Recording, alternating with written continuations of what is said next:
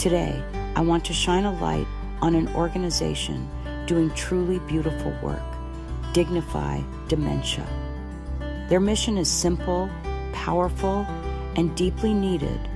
They help families navigate the challenges of dementia with dignity, compassion, and real-world support. They understand that dementia doesn't just affect one person, it affects entire families, and they step in with resources, education, and comfort to make sure no one walks that journey alone. And in the spirit of comfort, connection, and care, Dignified Dementia has donated something incredibly special to support the Come Together Compass, a beautifully stitched fur-lined blanket. This blanket isn't just warm, it represents the comfort we all deserve. It represents the support we all need, and it represents the kindness that keeps our community strong. Every dollar donated gets your name on the wheel of giving. $1, 1 spot. $5, 5 spots. Every donation helps us continue building the Come Together Compass, a system designed to guide families, veterans, and neighbors to the help they need when they need it most. And yes, one lucky supporter is going home with this incredible blanket from Dignified Dementia. This event runs through April 1st, and every contribution brings us one step closer to making sure no one faces crisis alone. Dignified Dementia stepped up with comfort. Now we're asking you to step up with support.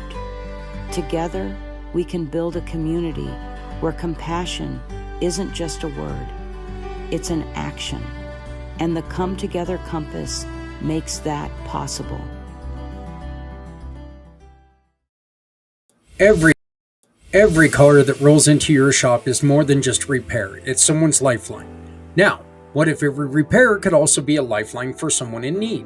When you join Community Pay It Forward, a portion of each job can help a family, veteran, or nonprofit without costing your customer anything extra. With the Shop, Click, and Pick program, your shop keeps cars running. Let's keep communities running too. No one needs to go it alone when we all come together. This wall took 2,500 years to build. We don't have that long. That's why your support means so much. Please, donate or volunteer and join the community partner honor wall. Because community takes us all. So please, join us today.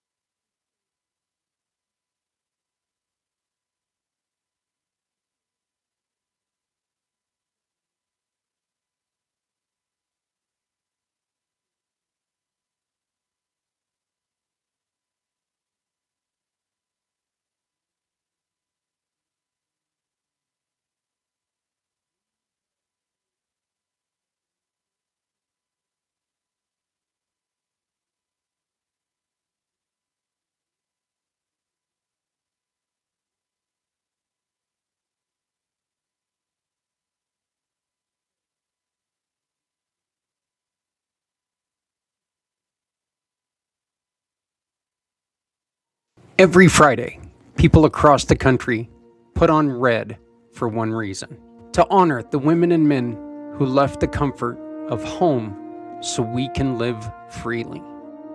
These shirts are not about politics. They are not about a war.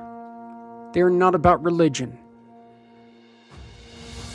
They are about gratitude. They are about respect.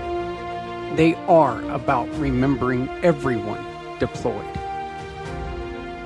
When you purchase one, you help us launch the Come Together Compass, a program built to guide families and heroes to the support that they need. Wear your pride, wear your gratitude, support Red Friday. Remember everyone deployed. Hey there, everyone. How's it going? Welcome to Wednesday night. Welcome to Community Impact. My name is Zak Clayton, president and founder, Community Pay It Forward, the Come Together Compass, and the Pact Podcasting Networks. We are doing things a little bit different because you know what? Well, we've got holidays that are starting this immediately. Friday, So usually we do these at the very beginning of the week with Footprints Forward, but we're going to do this celebration of spirit tonight on right here on Community Impact. And this also gives you a chance to see the first show every month we take and we celebrate what you celebrate out there. It's not just for Christians. It's not just for, this is for everybody. And what we try to do is we try to put it out there. And I talk in a very poor enunciation of a lot of these names, but we talk about it. We at least discuss it so people can know what's out there. I ask for a couple things from you. One, don't get mad, educate. If I miss something, don't get mad, educate. If I mispronounce something or if I leave something off, don't get mad, educate. Reach out to me, get a hold of me. And if you get a hold of me, I will correct it. I'll correct it right here on our very next show after you tell me. So we're doing this for every month because I want to make sure that everyone knows what is out there to be celebrated. Because all of us have the right to celebrate. All of us have the right to be celebrated. So I would like to welcome you to the April celebrations of spirit. We're going to be doing things a little bit different right now. We're going to go by religion. Which is something a little bit different. And these are in no particular order. Okay? This is not of importance to me or anything. Partly because when it comes to religion, there is really none that are of importance to me. I am very religion curious. I'm interested in all religions. All of them. So, I see problems with all religions. I see good things with all religions. I see people being absolutely crazy with all religions, And look, the truth is that there's a lot of good in religions, but then there's also problems. So we are going to talk about everything that we see. All right, everything that we can find. Again, don't get mad, educate. So, again, this is for April. This is the first year we've been doing this. This is the fourth time, of course, because it's the fourth month. And April is a month of renewal, remembrance, liberation, and rebirth. Around the world, people of every faith and of every belief pause to honor their history, their ancestors, their victories, and their hopes for the future. Tonight, we celebrate the beauty of diversity. We celebrate the stories that shape us. And we celebrate the truth that every tradition carries wisdom worth honoring. Let's walk through the celebrations of April with respect, curiosity, and gratitude. This month, in Judaism, many Jewish families gather for Passover, which is also known as Pesach. Passover commemorates the liberation of the Israelis from slavery in Egypt. It's a story of courage, justice, and the belief that freedom is a sacred right. I am so sorry about that. Sacred Reich is one of my favorite metal bands of all the time, and it just kind of slipped out right there. So, not Sacred Reich, Sacred Right. So, again, that statement is the belief that freedom is a sacred right. Families come together for the Seder meal, where symbolic foods, prayers, and storytelling guide everyone through the journey from bondage to freedom. It is a reminder that no one should ever be left behind in suffering. Something we like to celebrate here at Community Pay It Forward. And that liberation is a responsibility shared by all. April in Christianity. For many Christians, April is a heart of Holy Week. April is the heart of the Holy Week. And Easter. This is the story of sacrifice, love, and renewal. Holy Thursday honors the Last Supper. Good Friday remembers the crucifixion. And Easter Sunday celebrates the resurrection of Jesus Christ. A moment that symbolizes hope, forgiveness, and new beginnings.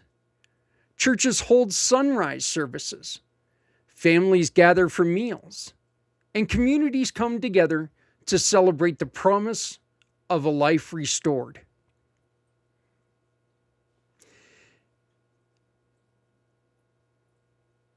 This is one of them that, of course, I've always celebrated.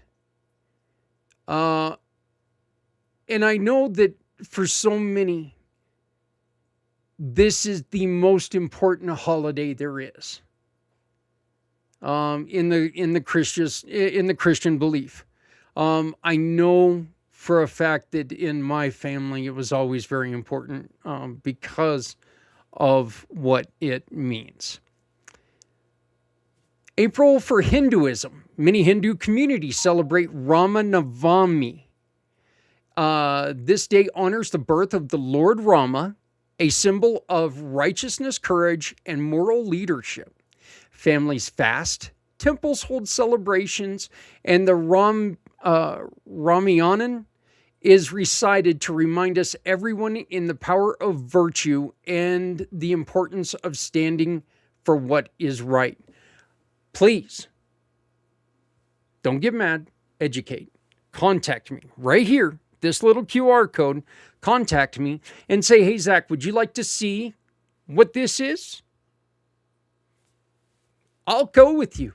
I'll meet you. I'd love to see what all of these celebrations are. I'd love to see how families celebrate. I don't care. I will be very respectful. I really want to see what this is all about. Sikhism. April begins Vaisakhi, also known as Baisakhi, one of the most important Sikh celebrations. Vaisakhi remarks the founding of the Khalisi by Guru Gobind Singh in 1699. It's a celebration of identity, courage, and service. Communities gather for processions called Nagar Kirtans. Langar meals are shared with everyone. regardless of background. It's a living example of equality and unity in action. Again, I would love to see this in action. So if you're in Colorado anywhere and you hear this, if you would like to invite me virtually, I would love to join you virtually and watch what you do, how you celebrate. That would be great. I would love it. April also includes several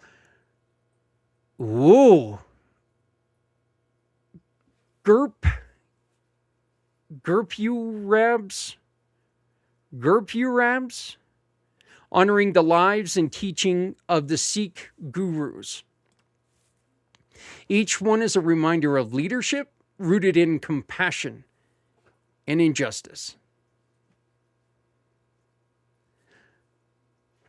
The Baha'i faith community begins April with the Feast of Jalal, a gathering focused on unity, reflection, and spiritual growth. Later in the month comes Radhavan, beginning on April 21st. Radhavan is the holiest festival in the Bali calendar. It commemorates the moment that Baha'u'llah declared his mission. Please educate me, please. It's a celebration of peace, equality, and the belief that humanity is one family. Love it. Islam, depending on the lunar calendar, April may include Ramadan or Eid al-Fitr. When Ramadan falls in April, Muslims around the world fast from sunrise to sunset, focusing on gratitude, discipline, and compassion. When Eid al-Fitr arrives, it's joyful celebration of community, generosity, and spiritual renewal. Families gather, meals are shared, and acts of charity are encouraged. Zoroastrianism. They observe Adar Ma Parab in April, a celebration of warmth, light, and the sacred household fire. It is a moment to honor the presence of goodness and purity in daily life. Later in the month comes Zarathustra, no disco, disso. Sorry, no Zoroast, no disso. A day of remembrance for the prophet Zoroaster, and I'm going to say it probably has nothing to do with disco. It's a time of reflection, gratitude, and commitment to truth and righteousness. Rastafarianism. April 21st is Groundation Day. This day honors the historic visit of the Emperor Haile Selassie the first to Jamaica in 1966. For Rastafarians, this moment represents unity, affirmation, and spiritual awakening. It's a celebration with music, gatherings, and expressions of faith and culture. April in Buddhism. In many Buddhist communities, April begins the new year. This is a celebration. This celebration varies by region, but it's always centered on cleansing, renewal, and compassion. Water festivals, temple visits, and acts of kindness mark the beginning of a fresh spiritual cycle. I remember going to Shambhala here in Colorado and visiting the temple, and it was one of the neatest experiences I ever had. And it was so weird that we were just walking around. We were taking it in. The people were as friendly as you could be. They really were. And we were just walking by. They were inviting us in for meals and stuff like that. And we kindly declined. But I have an issue with eating in places I just don't know. And plus, we had people back at the camp waiting for us to come back, and we were going to eat then. And we were sitting there, we were talking, and all of a sudden, I felt this like thing just kind of playing with my fingers, and I was thinking maybe it was one of the kids that were with us at the time.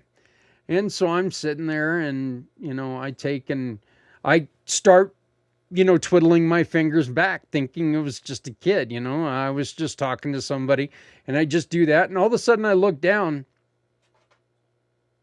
It was a little deer. It was just kind of lipping on my finger, and I was like, "What in the holy hell?" So I didn't know what to do, so I went to go pet it on the head, and I pet this deer, and I'm like, am I in a petting zoo? What happened here? No, but it was just really neat.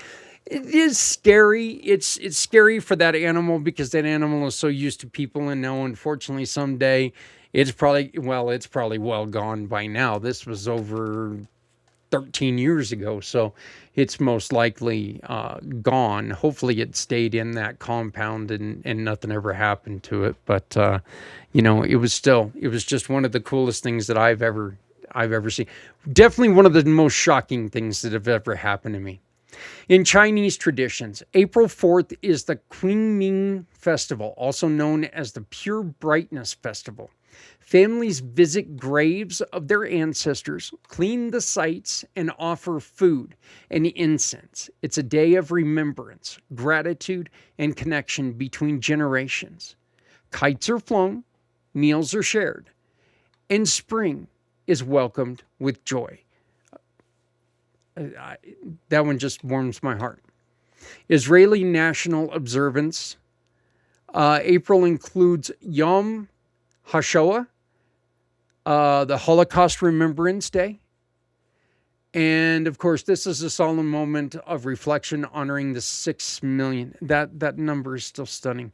Jewish lives lost in Israel. Sirens sound across the nation, and people stop in place and stand in silence.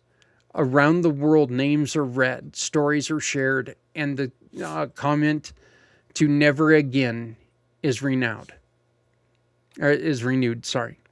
Later in the month comes Yom Hazumat, Israeli Independence Day. It's a celebration in which fireworks, music, and gatherings that honor resilience, identity, and national pride. Okay, I'm going to say this.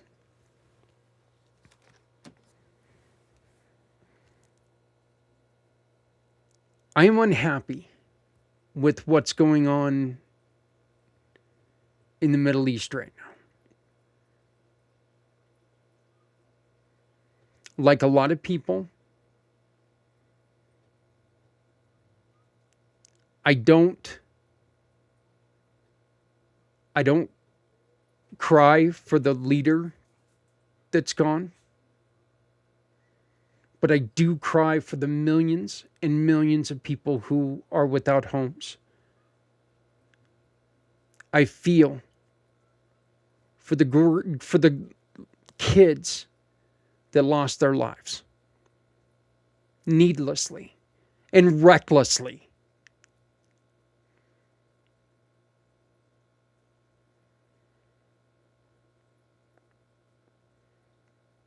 I'm not going to stop talking about celebrations just because we don't get along with the leaders at this moment. Because I truly believe that people in general are good. And people deserve to be celebrated. So, what happened in the Holocaust? As they say right there, never again. It can never be forgotten, and we should never worry about it being repeated. Now, message to all the world leaders. Stop your shit. Come together, figure out how to live together. If it's not yours, leave it alone. Live and let live. Unless people ask you to come, get out of there. Let's stop taking over areas that aren't ours.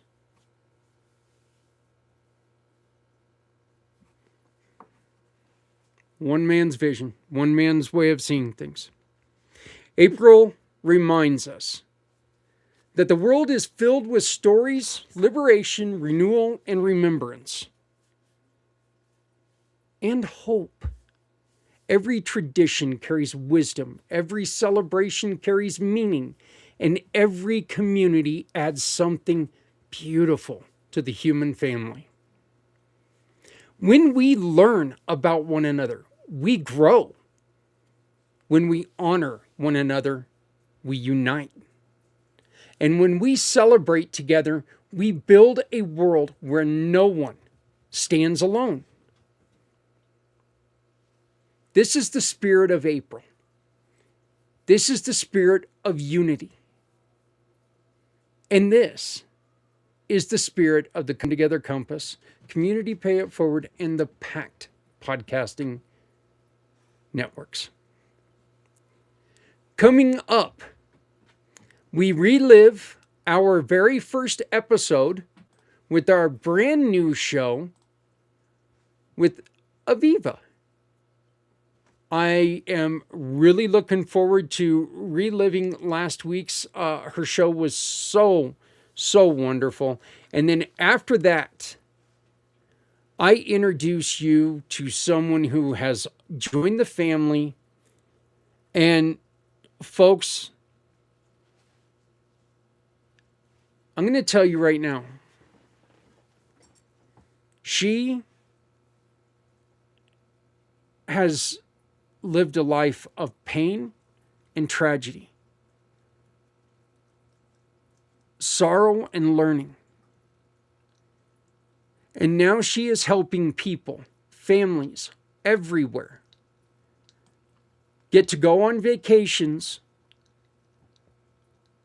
when they have a family member with disabilities.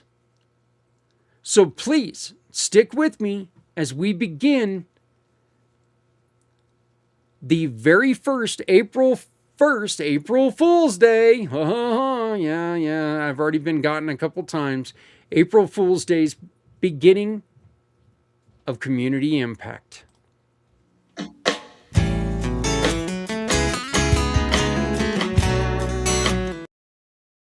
What if your story could power a movement? Every struggle you have conquered becomes the answer someone else is still searching for. At Community Pay It Forward, your mission matters. When someone shops with one of our giving partners, they can choose to support you simply by uploading a receipt. Your story gets shared, you get visibility, and you can share our program to raise up to 90% in referral awards. You have a story worth sharing. We're here to help you tell it. Apply today by using the QR code or at communitypayitforward.us. Because your story deserves to be shared. And at Community Pay It Forward, no one needs to go it alone when we all come together.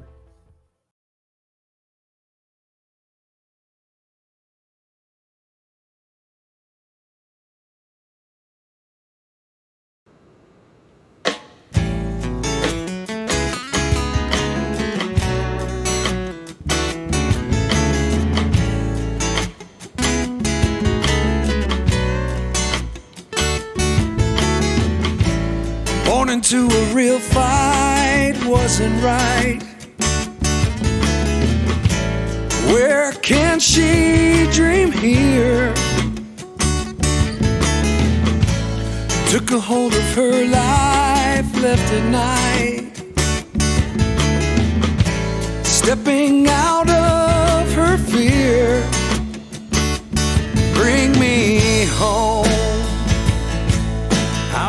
Okay, I'm just going to say it. I'm going to say it right now. The gremlins are out in full capacity today.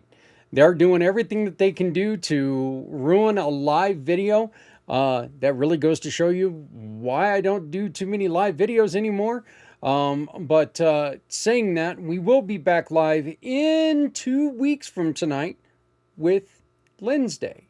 We will be here next week with our great friend, longtime partner, Mr. Les Simpson, as we learn more about his program. And I wanted to talk to you guys about that real quick, okay?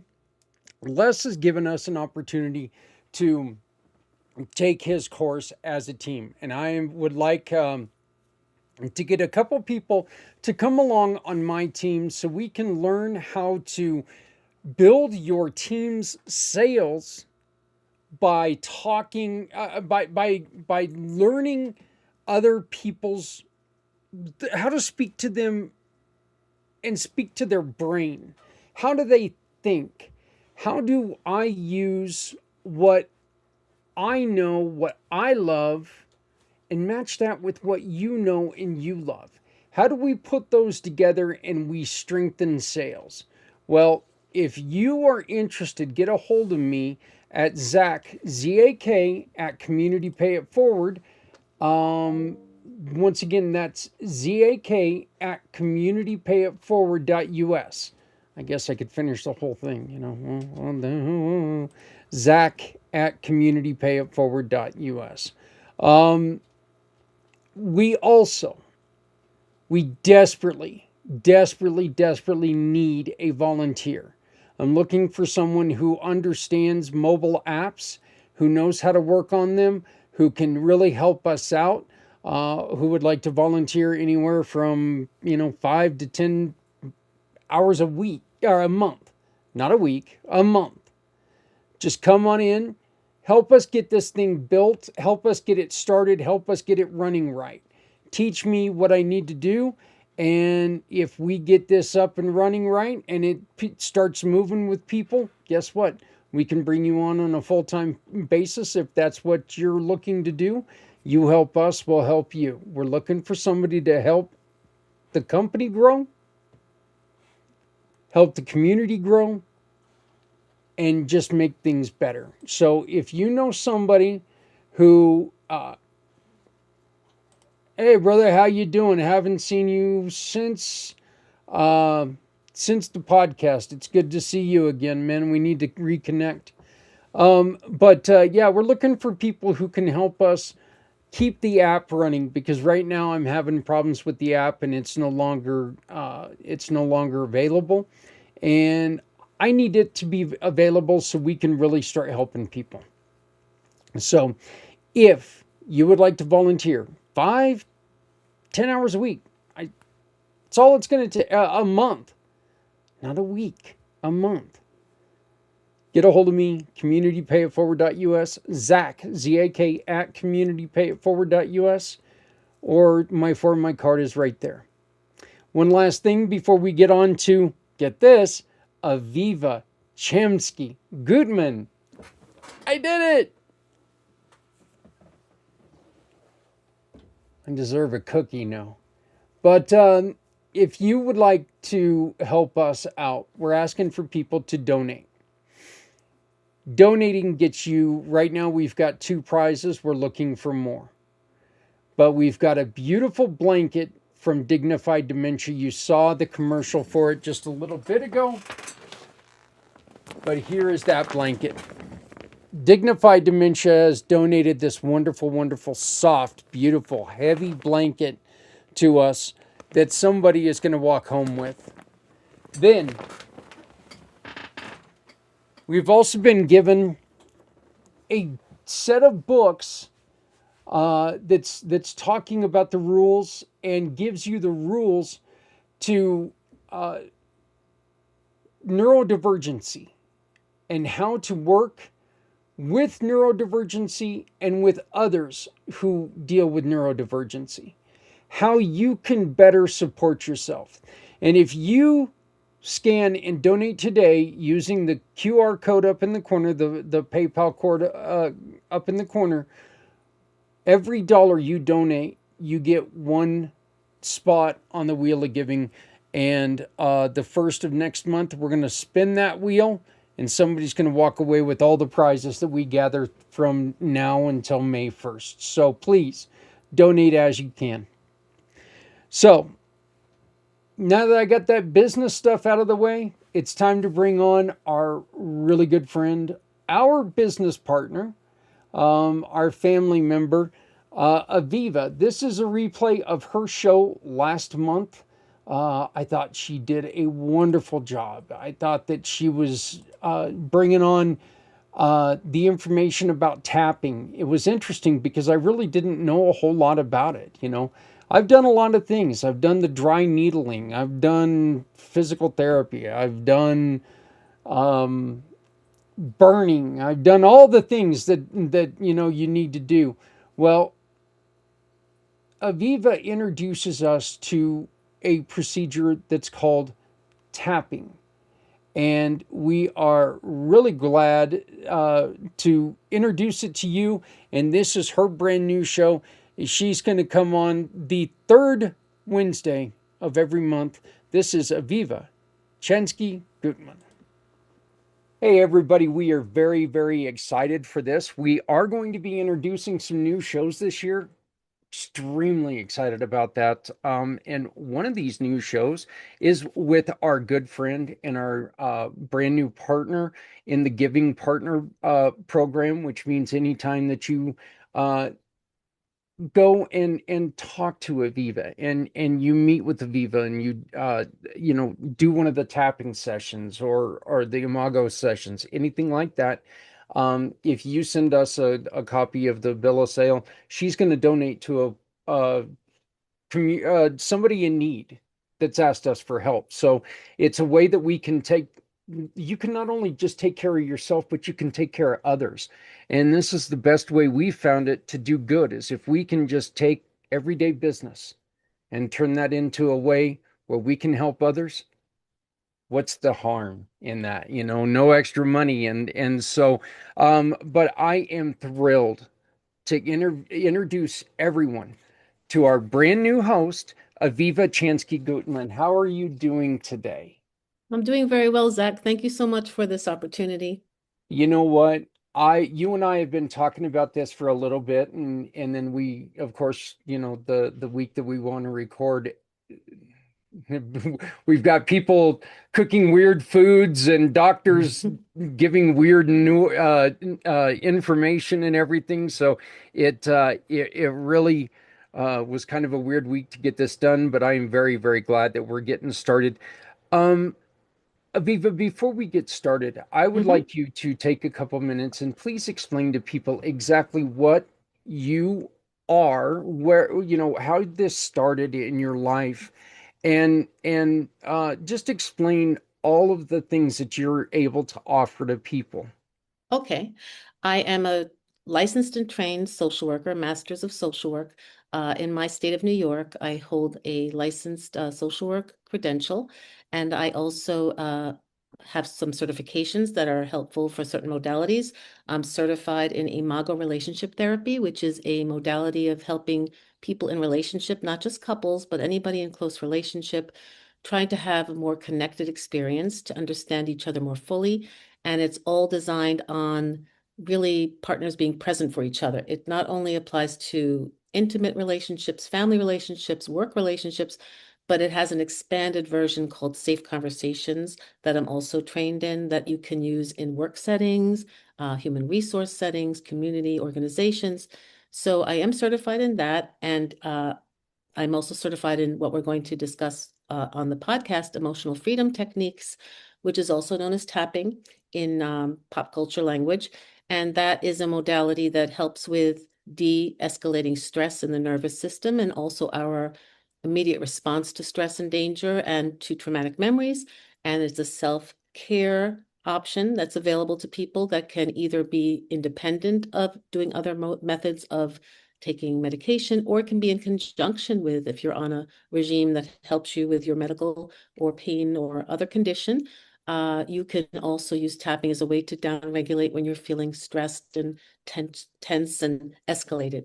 So those are my modalities currently. I'm also a practitioner of logosynthesis. That's another modality in energy psychology that helps unfreeze blocked energy. And that's a very broad term or expression of what that is about. But like EFT, we're working with the life energy system. And most of the things that upset us in our experiences are things we've kept. And technically, we've kept it frozen in our system, which is not just in our mind as a thought. It's about how we've taken it into our body, our energetic system, how we handle something that seems similar when it comes up again. So logosynthesis is through the use of words to request that energy we've taken that doesn't belong to us, we no longer keep, or energy we've given away, we take it back. And it's very much about balance and unfreezing frozen blocks and obstacles. So those are the current modalities I work with, plus, of course, engagement and talking with people, teaching classes. And through my history of social work, I've worked in medical home care, medical hospital care, hospice, palliative care, end of life care. I also do a lot of work with special needs caregivers. I myself am a parent of one special needs adult, among other children that I have. So I do a lot of using my life to enhance my work and using my work to enhance my life and to also help systems develop programs related to support for caregivers and things like that. So in a nutshell, which is almost impossible to fit it all in, um, that's sort of what I do in a nutshell, which is impossible again, but it's touching upon the areas I can help people with. So thank you for asking that. And I think I can Yeah. help in your community because so many people have at least something related to what I just said involved in their experience. Well, I would say that nobody's ever going to define you in one box. I Mm-hmm. mean, there's definitely enough information and uh, different practices there that nobody's ever going to put you in a box. So, Mm-hmm. you mentioned, and we will get back to everything in a minute, but just a second ago, you did mention the tapping. And Mm-hmm. this is the way I'd like to approach this question, that if we take ourselves back to like the 1800s, back in the Old West, and if you were good to go and try to discuss with an old-fashioned cowboy about tapping, he would look at you like you were a witch. Is there like, what do you say to people who think that this is voodoo or hokum or something like that? What do you tell them about tapping, and why does it work? Well, it also depends on their frame of reference. Somebody in that situation, I'm not sure he or she would have been familiar with Chinese medicine, Eastern medicine Hmm. philosophies, which have been in practice for thousands of years, not just in the 1800s. And the whole basis for those theories and practices have to do with, again, energy, life energy.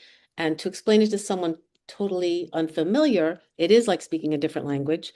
And it would mostly have to be sort of discernment of what is the person looking for and how can I help them? And then explaining there is this method. It's very simple to learn and it's very effective to use. And it's a lot of self-administered tapping on pressure points on your body, gentle, non-medicinal.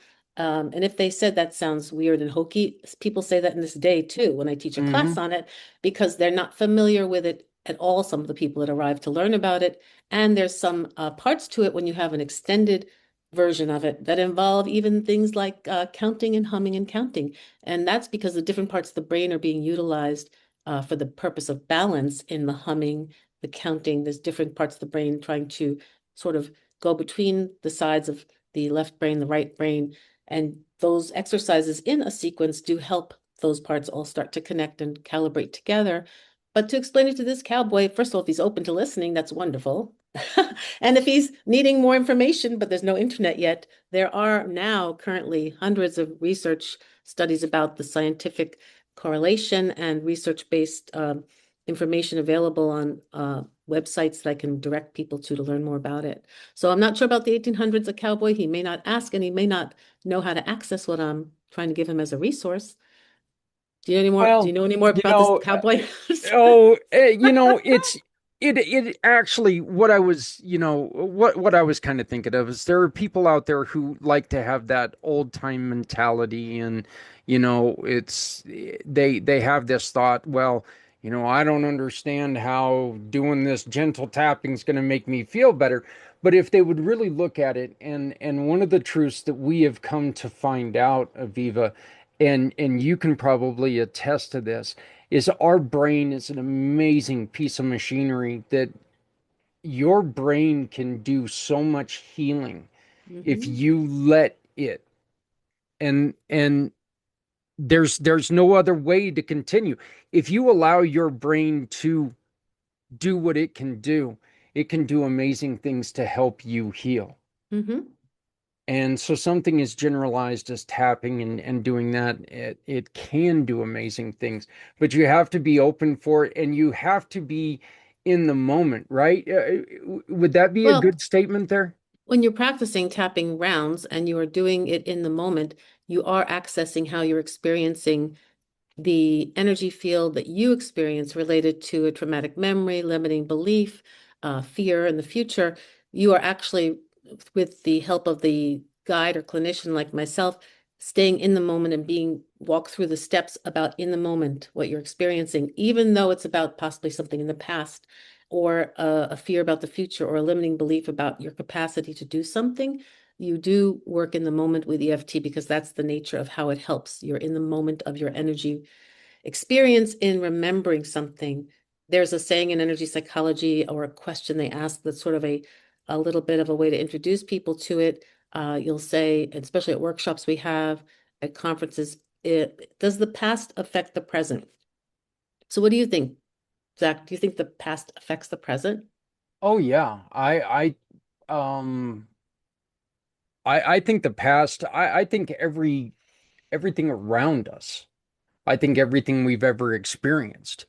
I think everything that we're going to experience affects the present. I really think that, you can, that's why I find it hard to, when somebody says something like, leave home at home and leave work at work.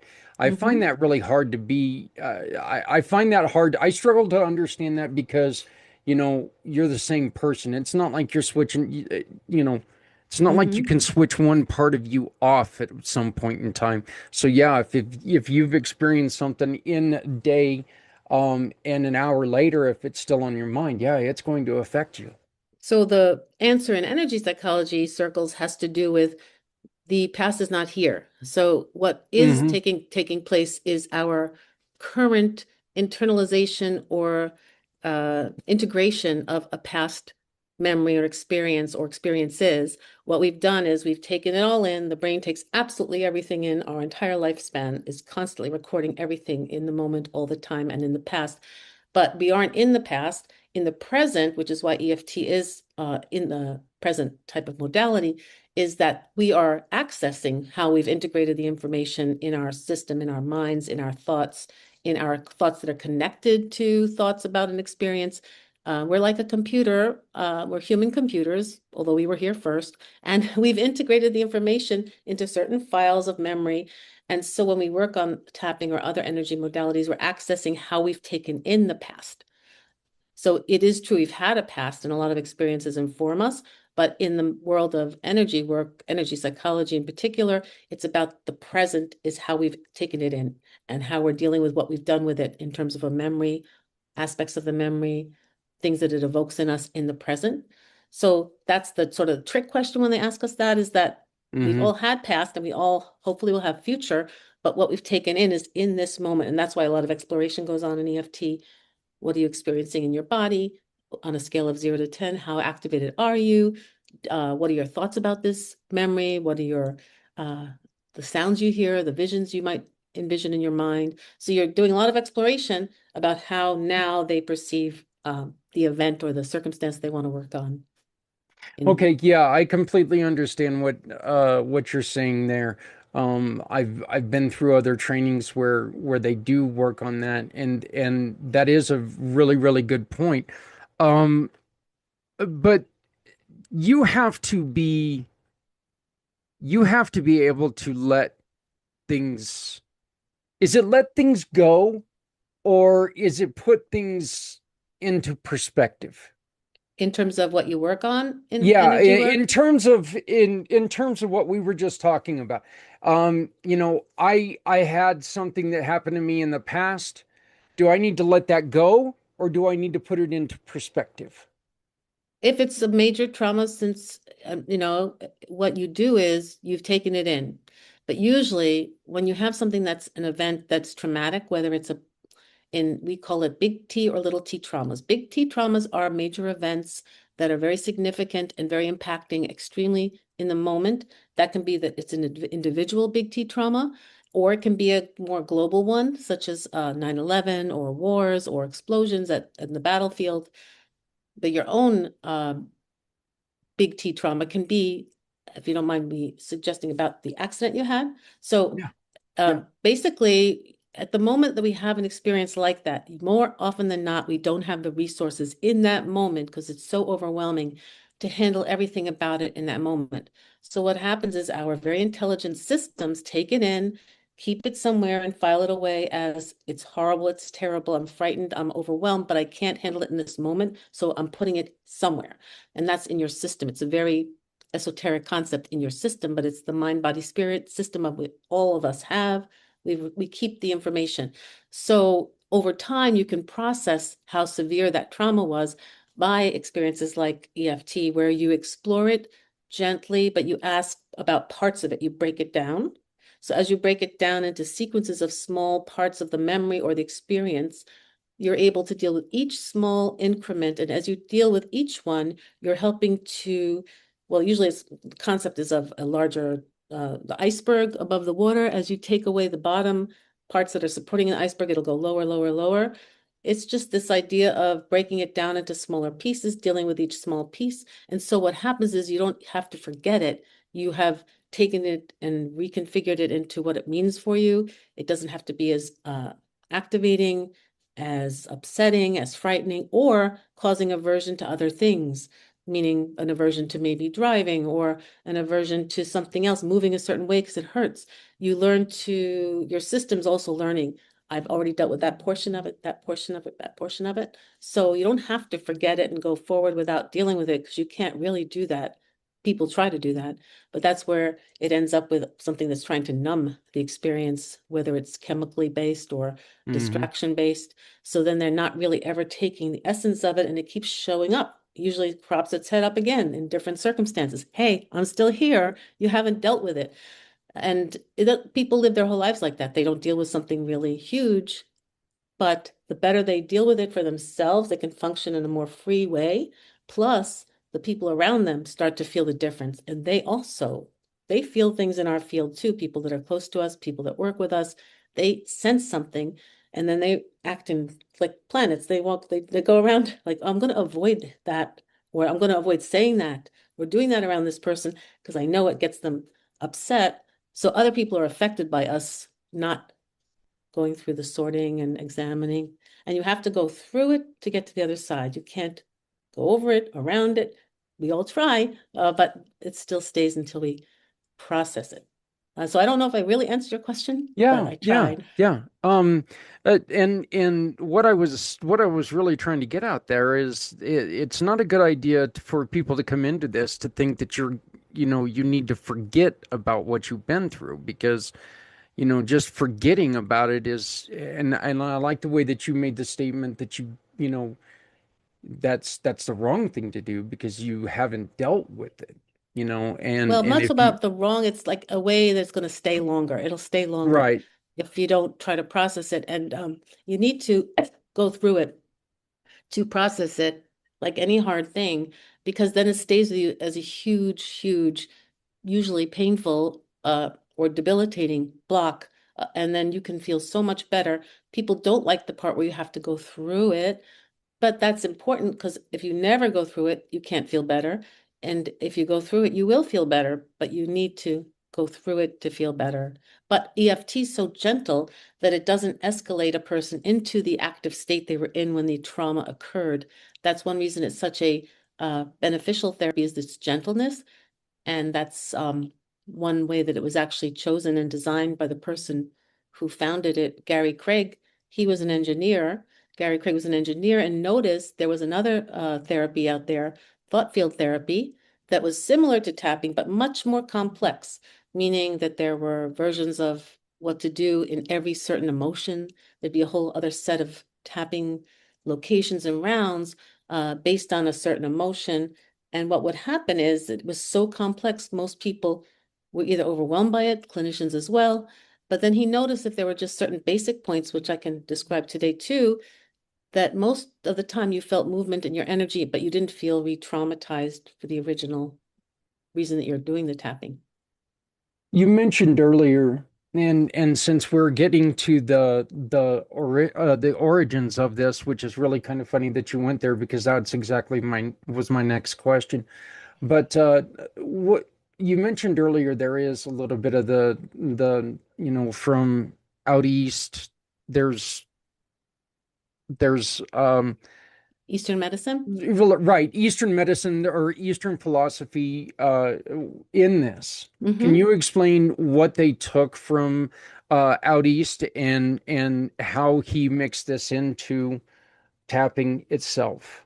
Well, Chinese medicine is what it used to always be called, but now more often than not it's referred to as Eastern, the Eastern hemisphere of our planet. And they have always used methods for thousands of years that have to do with energy centers, blocked energy. Acupuncture is the closest thing I can explain that we usually offer people. Have you ever had acupuncture? And some will say yes, some will say no, or they'll know what it is. I said, well, acupuncturists use needles in certain areas of the body called meridian points, and that's how they help shift the energy that might be blocked about a certain situation in your energy field, your emotions, your physical pain. They try to calibrate through those needles how to assist in that. So tapping does it through tapping, not needles, and it's all self-administered. And the meridian points that have been specified with a basic recipe and also an extended recipe of what to tap on are always touching every meridian in the body through the parts they're touching. So even though an acupuncturist does very refined points, through the meridian points that we do in the general recipe or the basic recipe and extended recipe, we're usually reaching most points in the body. And so that was how it translated into Western culture more, but Roger Callahan, who did the thought field therapy, he had a very complex system, which is fine. Some people really like the specificity of a certain tapping sequence, works for a certain emotional state. But when Gary Craig realized, because he had an engineer's mind, and he recently passed a few months ago, but he was the founder of EFT, uh, he just realized, oh, the same changes are possible, but with a streamlined approach of where to tap. So that's how it sort of funneled into what we do now in emotional freedom techniques. Okay. And can you go on ahead and maybe share with us some examples of some tapping? Sure. Well, first, I know you're going to, I put there a chart of the basic recipe of tapping. The reason it's called basic, it's because it's from the waist up points. There are certain extended points that I can also show on a future, episode that involve if you're more escalated and more in need of more extensive movement of the energy, there are some other points that involve the humming, counting, humming, etc., and finger touching points and eye movements. So what I will do now is just say the basic points. So they're very simple, and we used our fingertips. So the first point, I'm not sure if the chart specifies top of head, but there is a top of head point. Meridian points are what we're touching, and meridian points are the energy center points on the surface of our skin that help release through our systems the blocked energy.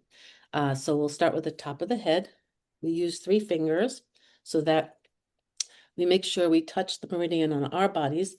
And so people often ask, how long should they tap on average when they're beginning? I'd say 5 to 7 times. It's self-intuitive when you start to know the process that you want to stay on a certain point as long as you want. The next area is the inner brow, where the brows meet the nose, but on the very end of that, And do we focus in that area, Aviva? Do we focus on like the eyeball itself or up on the bone inside the just, well, eyebrow? the eyebrow one is just the end of the eyebrow. Okay. The side of eye is next. The side of eye is a tricky point because some people think it's the temple, especially when they do it virtually, but Right. it's the side of eye where one finger is sort of in the soft area of the corner of the eye, not poking your eye, but touching it a little bit. And then the other finger is on the bone that's the corner of the eye. So it's a gentle side of eye, corner of eye point. The next one is under the nose, which is easy to find because we have that crevice under our nose. So under the nose. And then this point is under the bottom lip, but it's called the chin point, even though the chin's here, it's called the chin point. And then there's 2 points that are the chest points. Excuse me, you find them by finding this round area of the bones ending. About an inch diagonally down is a soft indentation area. That's called the chest points. Because they're two, you do both sides if you can. Eventually, people can tap with one side only while they're doing something else with their other hand, like taking notes for themselves. But for now, it's good to learn. And the last point on the upper body is called side of ribs. And on a female, it's usually the bottom line of the bra line. On a man, you put your hand under your underarm, it's where your pinky would land. So it's the side of rib. Okay, and so on that one there, of course, it's like I'm a bigger guy, so it's really hard to do both Some of those at people, once. they do either both sides or they put one arm across Yeah. and just do one side. Right. Yeah, with my neck problems, it's easier to do the one across.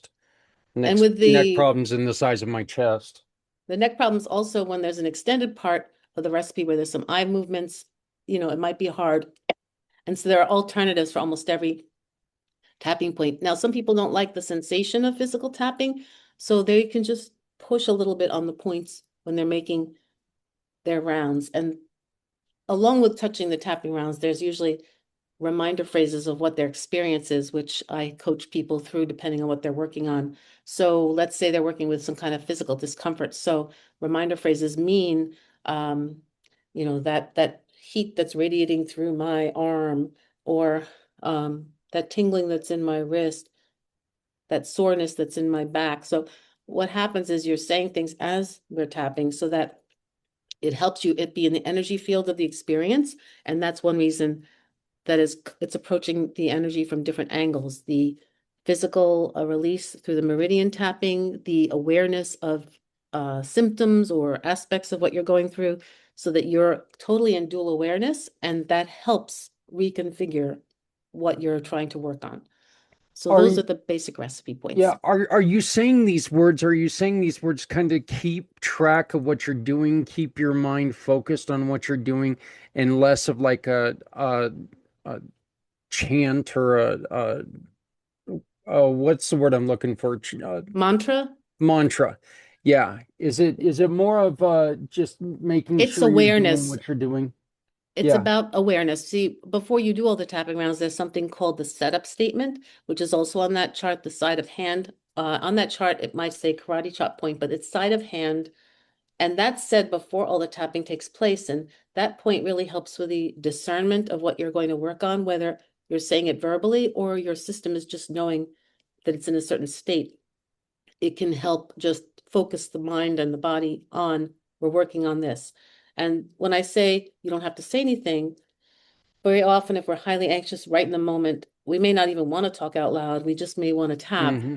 So the first time I ever realized how helpful this was at a traffic light that was not changing at all, and people were behaving badly about the lights not changing in all four parts of the intersection. So I just took a Yeah. moment to just did some tapping about my escalated tension so that I could be a safer driver in that circumstance. But I didn't have to say out loud, even though people are behaving badly and the light's not changing and I have impatience about getting where I'm going. My system knew that, and your system knows everything. It's a very vast intelligence of what's going on. But the reason phrases help when you do this clinically is you're really breaking down parts of something in the memories, the parts of memories. But in the moment, like I think we're trying to help your community understand is accessible to them at any time. You don't have to speak about what you're going through. If you feel dysregulated, which means you feel off center in any way, it can mean that you're feeling frightened, anxious, tearful, grief stricken, scared, even though frightened and scared sound similar, they have nuances to them to people about what the differences are. Then you just know, your body knows how to help you start to calm down. And the reason that's so important is when your nervous system is not in fight, flight, or freeze mode, you have more access to ways that you can go more slowly, how you can problem solve, how you can look at it a different way. The system is very intelligent. You want to help it not be in that alert state, because the alert state blinds us, because what it's trying to do is preserve us from danger. So of course it shuts down our thinking brain, and it shuts down the sense of calm because adrenaline is pumping. But once we start to let our body know you're safe and I need to calm down to function, then all the other parts start to show up. Okay, these are very, very gentle taps. These are not, you're not trying to put an abundance of pressure anywhere, but there is a possibility of something going wrong. And what happens, what should people be looking for if something's not feeling right? What are some of the things that they one should do, and what are some of the things that they need to look out for? Meaning when they're tapping? Yes, yeah. Well, some people don't like the sensation of tapping. They find it too stimulating for their skin, for their nervous system as well. So you just encourage, there are options. There's options of just touching the points gently. Hmm. And there's also options of imagining touching the points. And this is recommended at times by people that either don't want to do the tapping in a visible way, or they just aren't feeling like they just want to do all the touching and tapping. So I have my own personal example of needing a blood pressure reading to be a little lower, wanting it to be because my doctor was very critical, which of course made it even up. Yeah, yeah. I said, can you just give me a minute or two? Luckily, he allowed for that and talked about something else. And then I did an internal visualization of tapping. And in that visualization of tapping, I also intended, I want to bring my pressure down. My pressure's not as high as he's saying. I hope my reading goes down. And so 10 minutes later, when he took it again, it had gone down significantly. And he said, well, what did you just do? And I tried to explain, and this also answers your question about how to explain to people that don't understand. And he was a modern doctor, but he was trained in Western medicine, allopathic care, where everything is usually treated, usually, not always. They're becoming more open to other complementary ways of helping yourself. But medicine or losing the weight or, and more exercise, but not self-regulation, self-regulation. So I tried to explain it. He really didn't understand what I meant, but he said, if it worked for you, that's wonderful. So, and that was a small bit of opening up to it, but not significant. Although that's over 10 years ago, I know there's more discussion in Yeah. programs about complementary care, like massages and exercise and yoga and EFT and other modalities that are sort of not technically giving a pill, but they also take into account reducing your stress, going slower, Tai Chi and all those. Go slower, go slower. Slower is the big operative word here about most stress. And yeah, that really comes back to the conversation we've been having for the last couple of weeks on many of my shows, that everything right now is go go go go go, and that's just not good for you at all. You've got to slow down, and you've got to take action when it comes to your own health, and so anything slower is going to take, and you're going to be able to breathe through stuff. Breathing is so important in this, correct?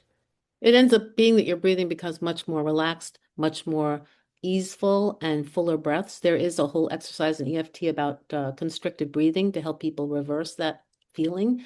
But in general, it's important to keep in mind with energy work, because energy is finite, but it changes forms. That's the way energy is understood.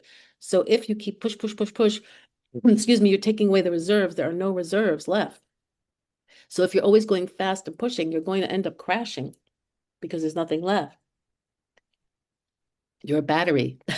You have Yeah. to recharge the battery by sleep, by nutrition, but also by stepping away from very dysregulating, upsetting experiences and things, especially if you have a choice, which brings us into the whole idea about social media and news, going on restricted plans sometimes just to not take all of it in at once. because there's a message out there. Take it all in, keep it on 24/7, keep looking at it. And that's how it's designed. And that in itself can just keep you escalated. And then you can crash from exhaustion and depletion. Yeah. Um, what are some things that where this is all brand new to a lot of people? What are some things that people can start doing from now until our next episode, which is going to come up in a month? What are some things that people can do to really start to learn a little bit more about these techniques Hmm. and also learn a little bit more? And I think one of the reasons why I like this technique so much is it really teaches you about yourself. Hmm. It really teaches you about and how you're going to react to this. Well, first, I know you'll have the chart available. People can look through just the tapping points and just try to do them themselves, just at any moment. I haven't taught yet how to talk about, presenting circumstance and how to address that with reminder phrases, which will be the next portion that we record. So what I suggest first is just getting familiar with the tapping points. There's also a way to learn a little bit more about it by some links I can offer that you might be able to put into the information about the Yeah. episode, where you can learn a little bit more about it. But the most important thing is don't try to get the whole picture at once. Like anything else, take small steps, take small dosages of learning something so new. And they can also reach out to me and I will teach them about specific issues they want to work on, how to get addressing that through EFT that is sequential and step by step and clinically based, but through the idea of palliative, which is in the moment care for stress. Just practice it. If you're just feeling a little bit off center one day, just tap any number of times and it just is repeated. It's a sequence. You repeat it over and over until you check in with yourself after a few rounds, see how you're feeling, notice what you're feeling. And you might notice one of the first things people do say, my shoulders are more relaxed, my breathing is more relaxed. I'm feeling a little bit drowsy sometimes, but that means you've let down that nervous system bracing. Yes, that's part of energy movement is you're going to not be as tense. Yeah. You did mention reach out to you, Aviva. How do people get a hold of you? They can reach me through my website, which is my name, www.avivachansky-gutman, no spaces.com. And the very helpful Z has made that beautiful website that everybody can access. There's also a place where they can sign up for any future emails I send out through my email blasts that have to do with upcoming workshops and things like that. And also they can reach me through LinkedIn and they can reach me through my Facebook business page. And that's the best way to get started. And of course, you can also you can find all this information if you visit her landing page on Community Pay It Forward. If you would like an introduction to Aviva, I encourage you to please get a hold of me and I will make that introduction happen. Aviva, before we end this first recording, and I know we went a little bit longer than we were planning on it, but that is quite okay. Mhm. You heard something last week on our show with Lynn on Lynn's Day when we were discussing relationships, and you being a licensed Imaga therapist, Imago. Mhm. Imago, sorry, Imago therapist, you wanted to say something about that. Can you? Yeah, sure. I wanted to clarify because I know it was totally in humor and banter discussion about what a traditional couples therapy session would be like. And there was some inference about, which happens a lot in couples therapy, is that they try to get the therapist to take a side or make a decision about who's bad, who's right, who's wrong. Isn't he horrible? Isn't she terrible? In a MAGA relationship therapy, we don't have any such thing because it's structured in a very safe, dialogical way. We have an exercise at every session called the Imago Dialogue. And the whole intention is that you keep people in a structure of safety where they actually have certain rules we've asked of them. And that's the reason they're there, is to get the situation to be improved between them, where they are not allowed to shame, blame, or complain. They're not allowed to have negativity during the dialogue. The dialogue is an exercise in connection of active listening, empathy, and validation. And it's very helpful to have those components because that's not what usually takes place in most conversations between most people, but also people aren't intentional in how they speak with each other. But after imago therapy, and when people have mastered the aspects of the therapy itself, it does get carried over into their regular life as well, to be more actively listening, to offer more validation that makes sense. And the reason it makes sense that you said that is, and not to judge and to have empathy for the person's experience. And the reason I wanted to just discuss it briefly is because the preconceived notion about couples therapy is this very negative experience that people have seen in the movies and on television or experienced themselves, where 9 times out of 10, if somebody's come to see me after the regular traditional couples therapy, which can be very unstructured. So somebody not comfortable with working with couples may do it and not be comfortable in the position, but they can get triangulated into that experience of couples saying, hey, what about what I say? Don't you think he's wrong? That's very easy in human nature to happen when you have three. And what happens in Imago, the intention is already from the beginning. That won't be taking place. The clinician is the orchestrator of the dialogue, keeps people in structure and safety. When they're that safe together, a lot can happen because they feel safe enough to say their deepest, most vulnerable experiences and feelings, and the other person's agreeing to listen to that without judgment. That in itself is a huge healing aspect, and that's why I'm a Imago therapist. I wanted to be one because that was what I had not seen in most of my close relationships up until becoming one. And when I became one, I started to gravitate more toward what do I want in relationships? What do I need in relationships? And that's one reason I love doing it, is because that's what couples end up deciphering through the process. What do they want? How can they find it? Why are they in the one that, or why are they accepting something that's not helping them feel valued? But they work it through if they're committed, and some don't, but they're really there to enhance how they understand each other. So that's just a little response to the misconception that all couples therapy could be bad. Well, and this is something I meant to end this recording after that question, but this one just popped up, and I think this is also something that's really important. Aviva, can people who have a good relationship, can they go in for family, for counseling? And do we have to wait until there's a problem to go see a counselor? And what are the benefits of saying, you know what, we've got a great relationship. There's no such thing as a perfect relationship, but we've got a great relationship. Maybe we should go and make sure we're being proactive on working through anything that we may come up with. Well, what happens is sometimes the angle at which people arrive to the therapy sometimes is based on a generational uh, perspective. I find generally younger clients have been more aware almost all their lives as adults, which isn't that long yet, but they've been aware of working something through, talking more openly, wanting to do preventive care for their relationships. So I've had people come before they're married. I've had people come when they're just married. I've had people come because there's a baby now and they didn't understand their relationship would change and dynamic, but they're just a little disoriented by that and they want to help keep it healthy for all of them. Then I've had people that go to the workshops that I assist at. I'm a clinical assistant often at Omega Institute for Harville Hendricks and his wife, Helen LaKelly Hunt, who are the founders of Imago Therapy. And so I've been through at least 20 of their workshops to watch the process, know it by heart, but also we end up getting people that come from those workshops as referrals because they like what they learned at the workshop and they want to keep going with what they've learned and how it made them feel after being there. So I have that. It's all ranges and all ages and all reasons. And I've also had adult children and their parents about caregiving concerns or end of life care concerns or sibling rivalry issues as adults. These people are in close relationships, so they're coming to see how they can feel more connected and understand each other better. Yeah, oh, I'll tell you.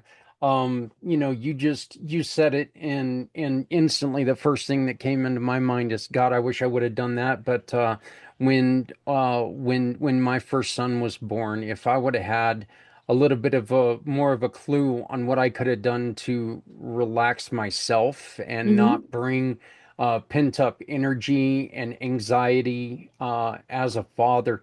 I was very young. I was 22 when my son was born, so I was still very young and very, inexperienced in life. And Mm-hmm. that's such a great idea to come in and talk to somebody prior to a baby coming into life, because yeah, there are drastic changes that happen as soon as that, wonderful changes. but Hmm. they are drastic changes that if you're just not ready for, they could make a substantial difference in your relationship. I've had a couple married over 40 years come for sessions because not that they're having actively fighting, but of all the things they didn't openly express, trying to keep peace that were really pushing through. I'd like you to, like the wife, she wouldn't express something very important to her, thinking it's better not to, it keeps the peace, it makes him happy. But she needed to express this safely. So the safety of being able to say something that's been on her mind a very long time and the husband's willingness to listen to it and make a little bit of an adjustment in their relationship for her to be happier made a phenomenal difference because like any energy work as it is energy work as well in the relationship, when one shift happens, other shifts start to happen at the same time because you're moving something. So that's the beauty is that when you move an obstacle or a pattern that's not necessarily working, then all the healthier things try to come in around that. Wow. Well, Um, I think that we've got a lot to think about. I would like to ask you before we uh, press the pause button on this episode, is there anything else that we haven't talked about that you would like to make sure that you get out there for this first conversation? Just basically the most beneficial thing anybody can do when they're looking to feel better is to be open to that there is more than one way Yeah. and let me try something else. And especially trying something that doesn't involve something major like a chemical yeah, reaction to a drug you might get. Um, it's something to try where the adverse reactions to EFT are only sometimes maybe confusion about I'm feeling a little elevated or escalated. What do I do with that feeling? But in that case, you're not going to feel traumatized because your system in EFT doesn't let you get to the full traumatic experience. It lets you have aspects of it that you are ready to see. So then having a clinician there also helps with that. So if somebody's feeling a little, because you sometimes will feel a little bit more upset before you feel a little bit better, but that's normal. That's really normal. Like if we have an incision on a wound, it looks great that the doctor took care of it, but he had to stitch it. And the next day there's swelling and pain from the swelling and pain. So it's healing though. It's just getting a little erupted because it's been exposed and it's been worked on, but it has to heal. So that's the analogy, that I can say it's like that, similar to that. And people should not people should not rush to any conclusion after trying this for the first time. This is going to be like anything else. It's going to take a little bit of time to get into a rhythm. It's going to take a little bit of time for it to feel comfortable, right? Because you're going to Hmm. be doing something that, look, let's be honest, not a lot of us have, done this program before. So it's going to take a little bit of time to, maybe master is a bad way of stating it, but uh, being proficient in this method. Yes, there's ways to do it as self-care, but I highly recommend having someone guide you in the beginning for how to do it for self-care, a few sessions with myself to help a person learn what to do and how to do it so that they also become more proficient at the points. Once you memorize the points, you don't think about where they are. You just start doing them on your tapping rounds. And that in itself takes away that part. So the learning part, the brain's just on automatic pilot for that. The rest is the issue. What is it? How am I experiencing that issue? What am I feeling in my body? What are my thoughts about it? That can get more attention than where do I tap? This is perfect. One more time, how do they get a hold of you? They can get a hold of me, well, through your community pay it forward page that you're mentioning. All the contact information is on that, and also my website, which Mr. Z designed from the World Wide Webs, and he's excellent, by the way. Uh, it's www and my full name, Aviva Chansky Gutman, with no uh, parts between the names, just all the way through. And so that's the way today. Yep. Well, um, I loved it. Our first show is ready to go. So we're excited about that. And you are going to be joining us every month. You're going to be joining us the third Wednesday of every month at this time. And eventually we want to get to where we are potentially doing this live so you can come on and ask questions. Until we go live, if you have any questions, send them to us and I will ask Aviva during the recording, or you can also get a hold of us and maybe you can join us during the next recording. This is, look, we're open books. This is about how we can help you and you can help others. That's our goal with this. This is, it's the simplicity is the beauty in this, but the simplicity and the effectiveness is the bonus. So, Aviva, I greatly appreciate it, and I want to thank you so very much. I hope you liked your first show. Thank you. All I did. right. Enjoyed it very We much. will be back. Hey friends, I've been thinking, we all have our strengths, right? There are things I'm great at and things I'm definitely not great at. I can talk to anyone, anywhere, but ask me to add something to a website or an app. Yeah, that's where things get a little messy. Oops, I love speaking, I love sharing stories. But social media, all those hashtags, algorithms, trends, that's a jungle I still haven't mapped out. Now, coming up with ideas that bring people together, that's my sweet spot. But bookkeeping, let's just say numbers, and I have agreed to stay in separate corners. And you know what? That's okay, because someone out there is good at those things. And when we work together, that's when the magic happens. Community Pay It Forward has never been about one person.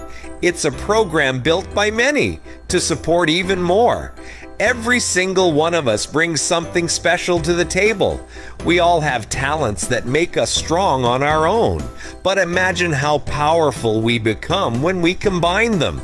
That's the heart of Community Pay It Forward. Your skills, my skills, our hearts, working side by side to make a real difference. So tell me, what are you good at? Let's discover it together. Visit communitypayitforward.us and join the movement. So the lifeblood of our community is our partners, the giving partners, the ones who take and who give a portion of their dream, their service. They take and they see what we're doing and want to be part of it. And that is one of the things that my new guest has done. But what makes her special is this isn't something that's new to her. She has been doing this for a long time, building herself back up from a very, very tragic incident that we'll probably talk a little bit about, but building herself into something fantastic and building clever adventures into something that is original and wonderful. I'd like to introduce you all to Lori Cleverly. How are you doing, Lori? I'm good. How are you? I'm doing great, doing great. You've had an interesting couple weeks since you joined the program. It kind of scared me. I'm like going, oh boy, what am I doing? Am I setting her up, or what's going on here? So Yeah. 2 weeks ago, my 5-year-old son decided he was going to let the dogs out the front door, and we have 2 huskies, and they love to run, and so they took off and tried to find the electric motorcycle keys and couldn't. So I took the brand new motorcycle that the payment was due a week ago, first payment, and crashed it into my neighbor's garage door. So, yeah. thank God for full coverage. Yes, yes, There's yeah, not a lot. There's not a lot of good things about leasing a motorcycle, but full coverage is one of the really good things about leasing. I know that happening to have full coverage on my accident probably saved. Well, it actually, I know it saved us a couple $100,000. So yeah, even though it wasn't even my fault, the accident was not my fault. So, but it's still it's always nice to have. But you're doing okay now. yeah. Yeah, I had a broken nose, a really large hematoma on my forehead that's almost gone. Had surgery a week ago on my nose to put it back correctly, and so I've been healing incredibly well. Yeah. Well, I know that we were scheduled to do this last week, and you know, we popped on the camera, and I think you could have went for it, but you were still waiting in the hospital, so I was like, yeah, we might want to wait a week before we do this, you know. So I know being in the hospital and trying to get out of there, you don't want to be talking to anybody on the phone. You just want to go home. Hospitals suck, you know. I mean. Yeah. But I'm glad that you're here, and Lori, I would like to, you know, first and foremost say, welcome to the Community Pay It Forward family. Welcome to the Giving Partner family, and thank you so very much for joining us in our mission to help everyone. You, as I mentioned in the opening, this isn't something that's new to you. You've been helping people for quite a while Yes. with your business. Can you tell us some of the things that you've done with Clever Adventures? So, as a full service travel agent, there's a lot of things that we could or can do. And, you know, everybody wants to pick their niche, everyone wants to pick their specialty, all of those things.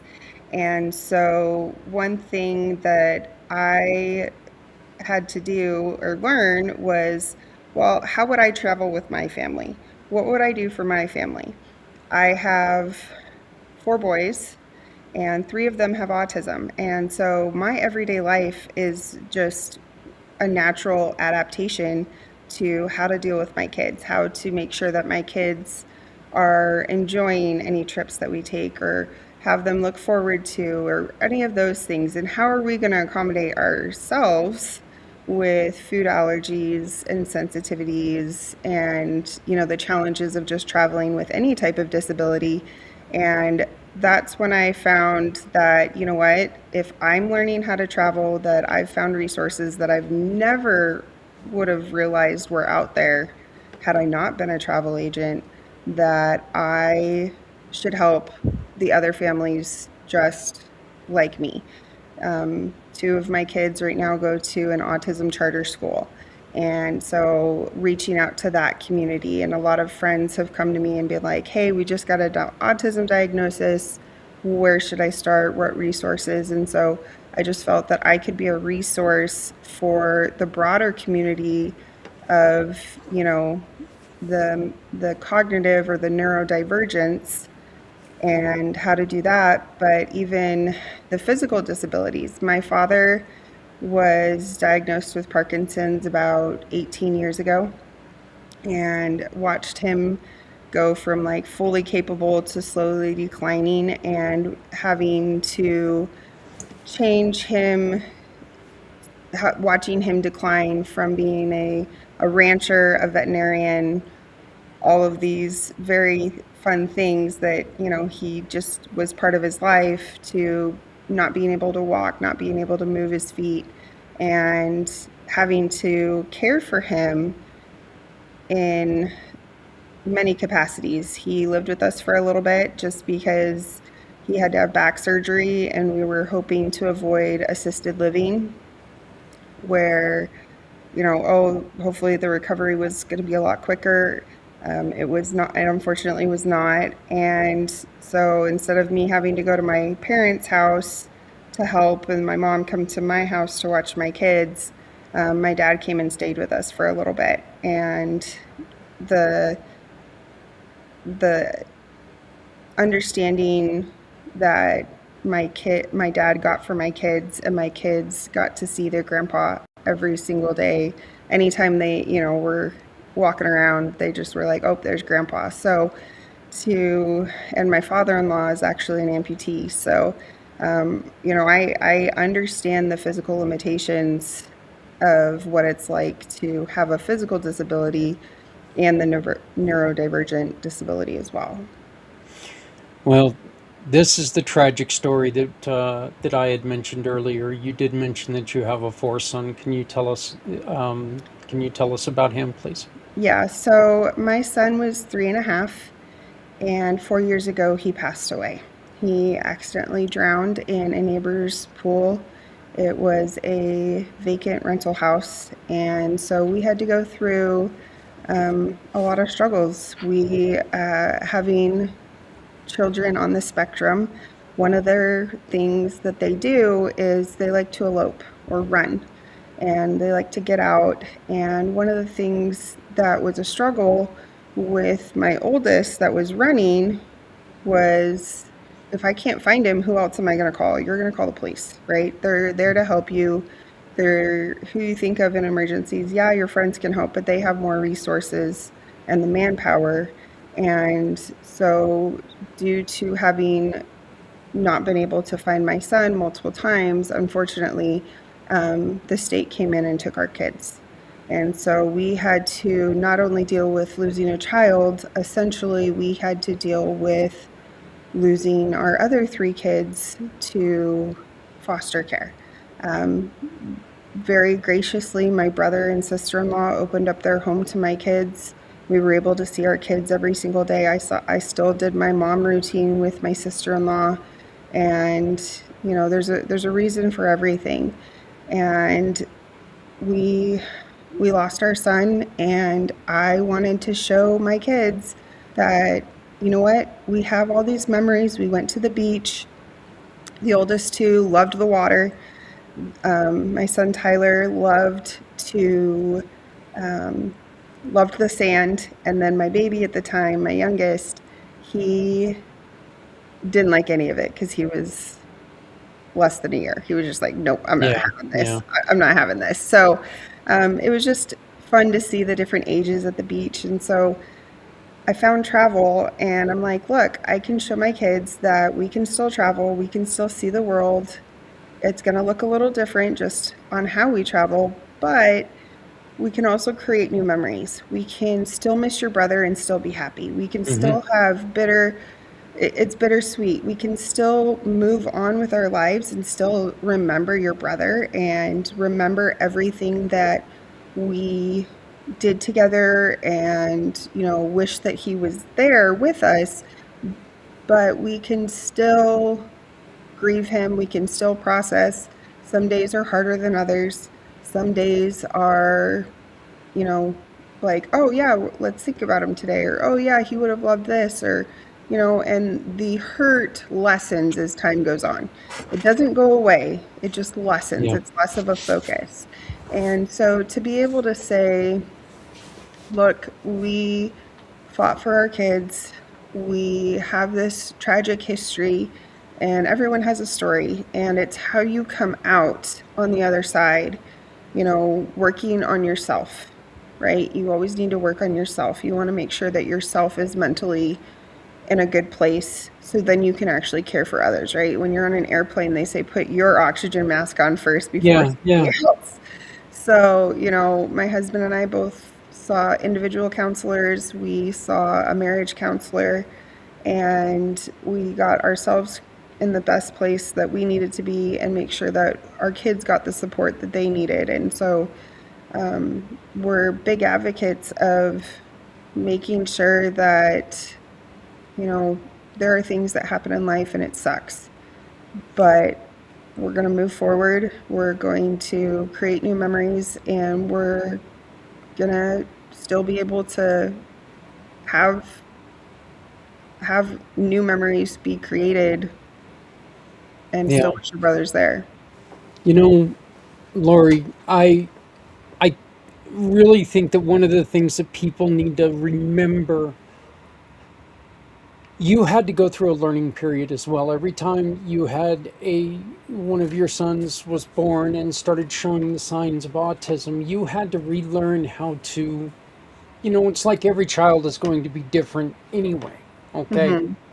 If you've got a child that's on the spectrum, you've only not got a child that's different, but you've also got different, you've got different mannerisms. You've got different, warnings that you've got to watch out for. The getting away. It's such a stress on the parents, which, look, being a parent is not easy anyway.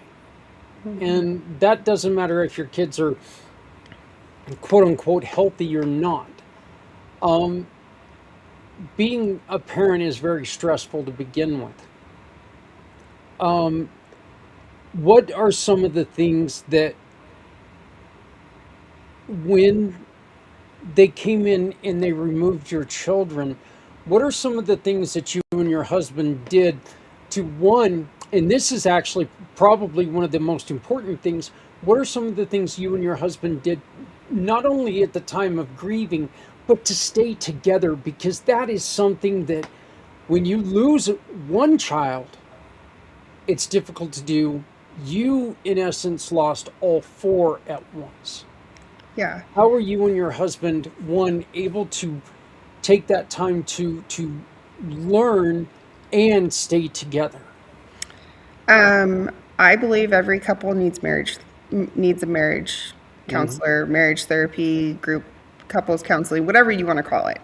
Um, Honestly, with our marriage, with our relationship, we were not in the best of places, but we knew that we were both willing to fight for this marriage. And our son Tyler, when he passed away, he cracked us wide open. There, you know, there here you're we were the coconut, and we finally cracked, and here's everything to see. And we had to one of the there's when you're being investigated for any reason with the state, and I have my own qualms with a lot of other Yeah. things, but one of the things is you have to reflect on yourself. You have to reflect on, well, what have you done? You're always going to second guess everything that you do. But they want to make sure that you're getting classes. Do you have the education? Hey, here's best practices for parents. Here's this resource. And we had to take parenting classes. We had to have someone come in and watch us interact with our kids. We couldn't be left alone with our kids, essentially for at least 6 months, actually longer than 6 months. And so we had to make sure that, like, we did our individual counseling.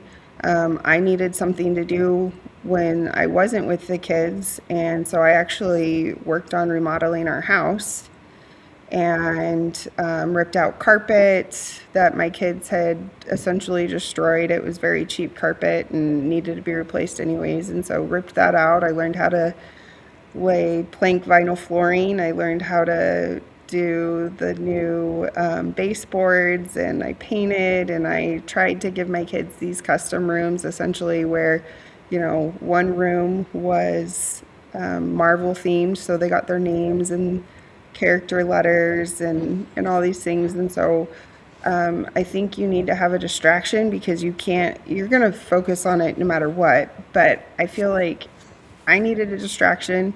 I was not a travel agent at the time, so I didn't have, like, it's throw yourself into work. My husband was, still trying to do all of his things, but we had to go through a lot of things. Just, hey, we have to look at our parenting style. We have to look at what's correct in political terms now.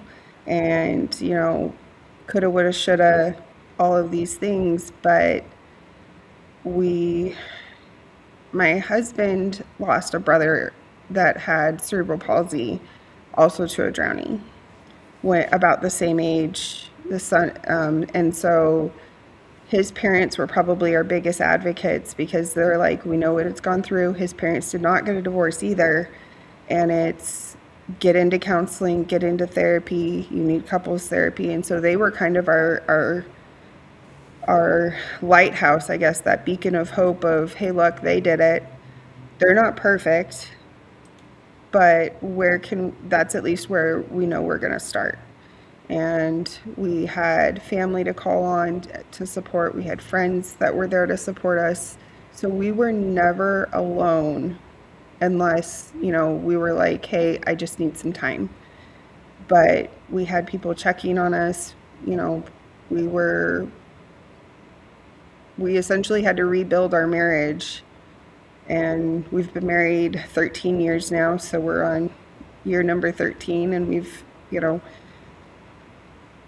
a lot of it comes down to communication, right? Every relationship is based off of communication, whether it's good communication, bad communication, doesn't matter.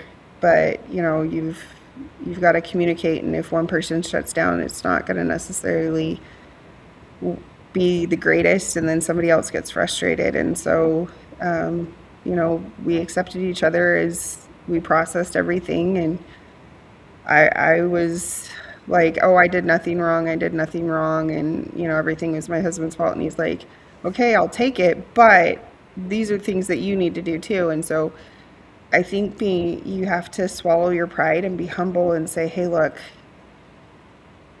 we are not perfect. We're not expected to be perfect. That's why, we have Christ in our lives, but we also have each other to lean on. We can, and counseling, we did in a neutral space. That was probably the biggest thing that I could say with that, is do it in a neutral space, because you don't want that energy, whether you believe it or not, you don't want that energy in your house or in that one area, because then it's just going to be a negative draw of, oh, I've got to go here. And it's, Yeah. we'd go for like lunch afterwards, or kind of make a mini date out of it. And so, it became part of our normal lives that we were doing this. We were supporting each other. We were learning to communicate again. We were learning to express our frustrations and how to talk about things. And, there's lots of growing, and, that happens through any tragedy. And it's how do you come out on the other side? Are you going to be stronger, or are you going to throw in the towel? And we are significantly stronger. A year ago, we had a house fire, and we had to essentially start over. And, in some regards, we're still starting over. But, every day you just wake up and it's a new day, and tackle the day as it comes. I think the understanding of, if we give up, we give up. That's just the thing. We can't go back if we gave up. You can't start again if you give up. It sounds a little weird, but starting over is you gotta lose everything to start over, and that's really not an option. I appreciate you sharing your story with us, and I know I feel your pain when I feel the pain on you when we talk about this, and I just appreciate and love you for your vulnerability, and I appreciate you sharing that with us. What was it that, in which now we pretty much know the story, but what was it that really inspired you to create Clever Adventures? I understand, you know, why, because of your sons, you do this, but what was it about, travel? Okay, I'm doing travel. Yeah. So I originally went to school to be a PE and health teacher. And when there was the Red for Ed movement going on, I was actually pregnant with our third son. And I was just very frustrated with the education system because I was a public school teacher. But that's a completely different topic, right? And didn't feel supported. And we were pregnant with our third son. And my husband, God has a sense of humor. My husband got a new job that made $20,000 more than the two of us combined. And I was like, all right, done. I do not want to keep teaching anymore. I'm done with this. The frustrations. And I never thought I wanted to be a stay-at-home mom, but being a stay-at-home mom was something that I love. And then to find out about the diagnosis and everything, I've had to be my children's biggest advocates, and we've made a lot of sacrifices that if I was teaching, there's no way I would have been able to do it. So I love projects and I love solving problems and I love helping people. My love language is acts of service, which is great for this community, right? And so my husband suggested project management. So there was a course on how to become a project manager and very intro. And so then I was like, okay, like I feel like I'm ready to get out and do something, or I need something to kind of do besides just, the house and the kids, right? We've got to have something else. And so I, was looking and was like, I need the flexibility of staying home, or, I needed something remote part-time. And starting out, you're never going to find that. So it was one of those things where I came across travel, and I, was always interested in travel, never really did a whole heck of a lot because my parents, their parents needed help. So we always went to Utah and Montana to go to my grandparents to help mow the lawn, do the yard work, do the big projects that needed to be done, those types of things that my grandparents needed at those times. And so, yeah, I went, we did a few other vacations, but not like, oh yeah, we're going to go to this destination. Oh, where do we want to go next year? It was, my dad took 2 weeks off and we spent a week in Utah with my mom's parents, and then a week in Montana with my dad's parents. So, when I found travel, I was just like, this is great because I never want to stop learning.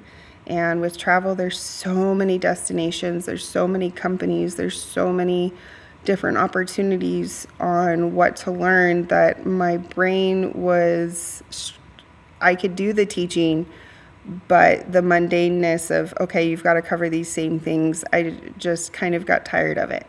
And when I needed something to keep me excited, that literally I fell in love with project management, and essentially a travel agent is a project manager because every single project is different. It's unique. You could have the same destination, you could have the same travel dates, and you could have the same, same number of people, but their preferences, their choices, what they would work for them or not, it's always going to be completely different.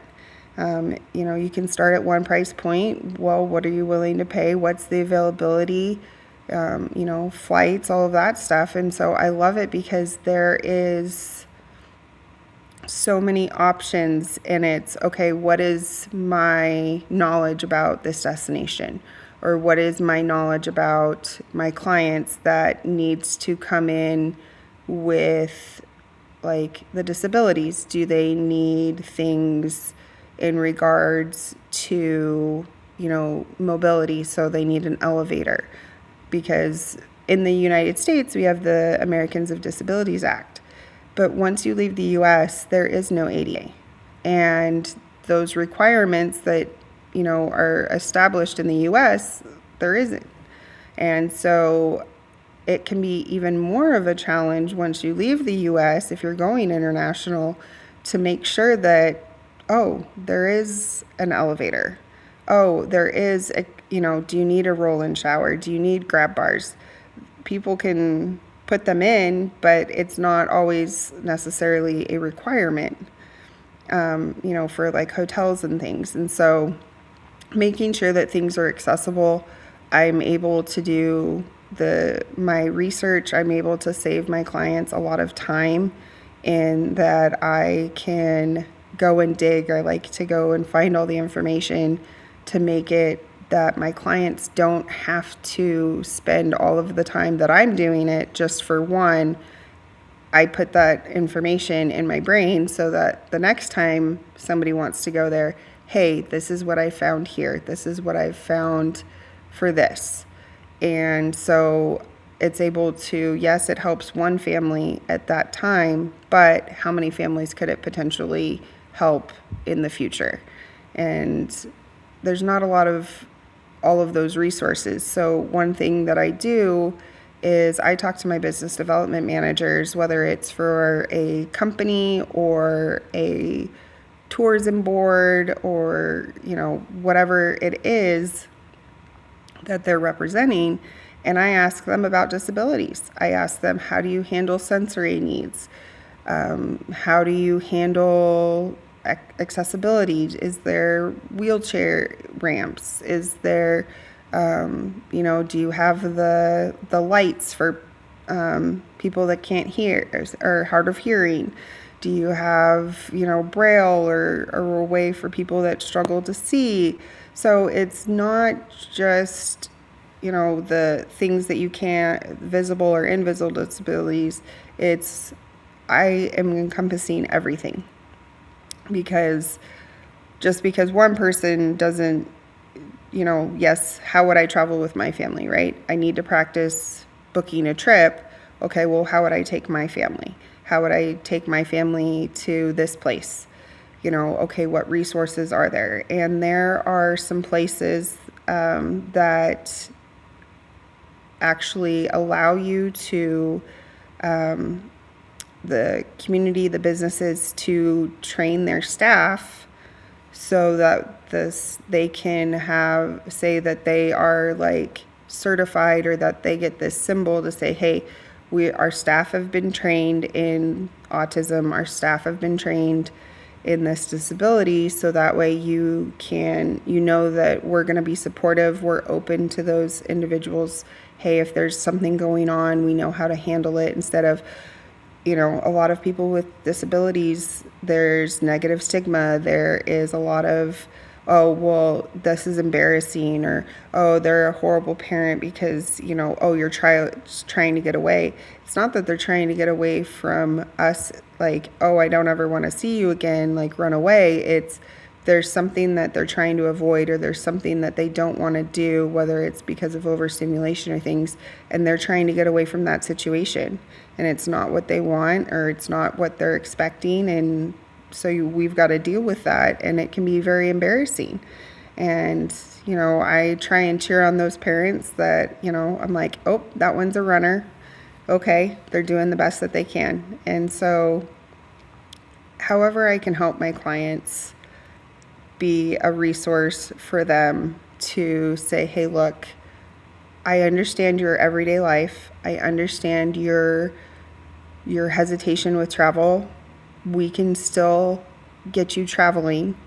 You might have to, have some extra time, or maybe not do as many things. You can't cram everything in, but you can still travel the world. Maybe you need to wait till your kids are a little older. Maybe you need to look at some of our options with, I work with Autisms on the Seas, where they have basically like respite. And so maybe you need to look at options for that on, hey, you need somebody else to be there so you can be an adult. And what resources do you need to travel? Well, what do you have at home? What do you do to function every day at home? And it is my responsibility to help them get as much of what it's like at home while they travel. So whether it's, a wheelchair, a lift, incontinence, whatever it is, feeding tube machines, any of those things, oxygen, whatever they need at home, to make sure that they have those things when they travel and not have to haul it.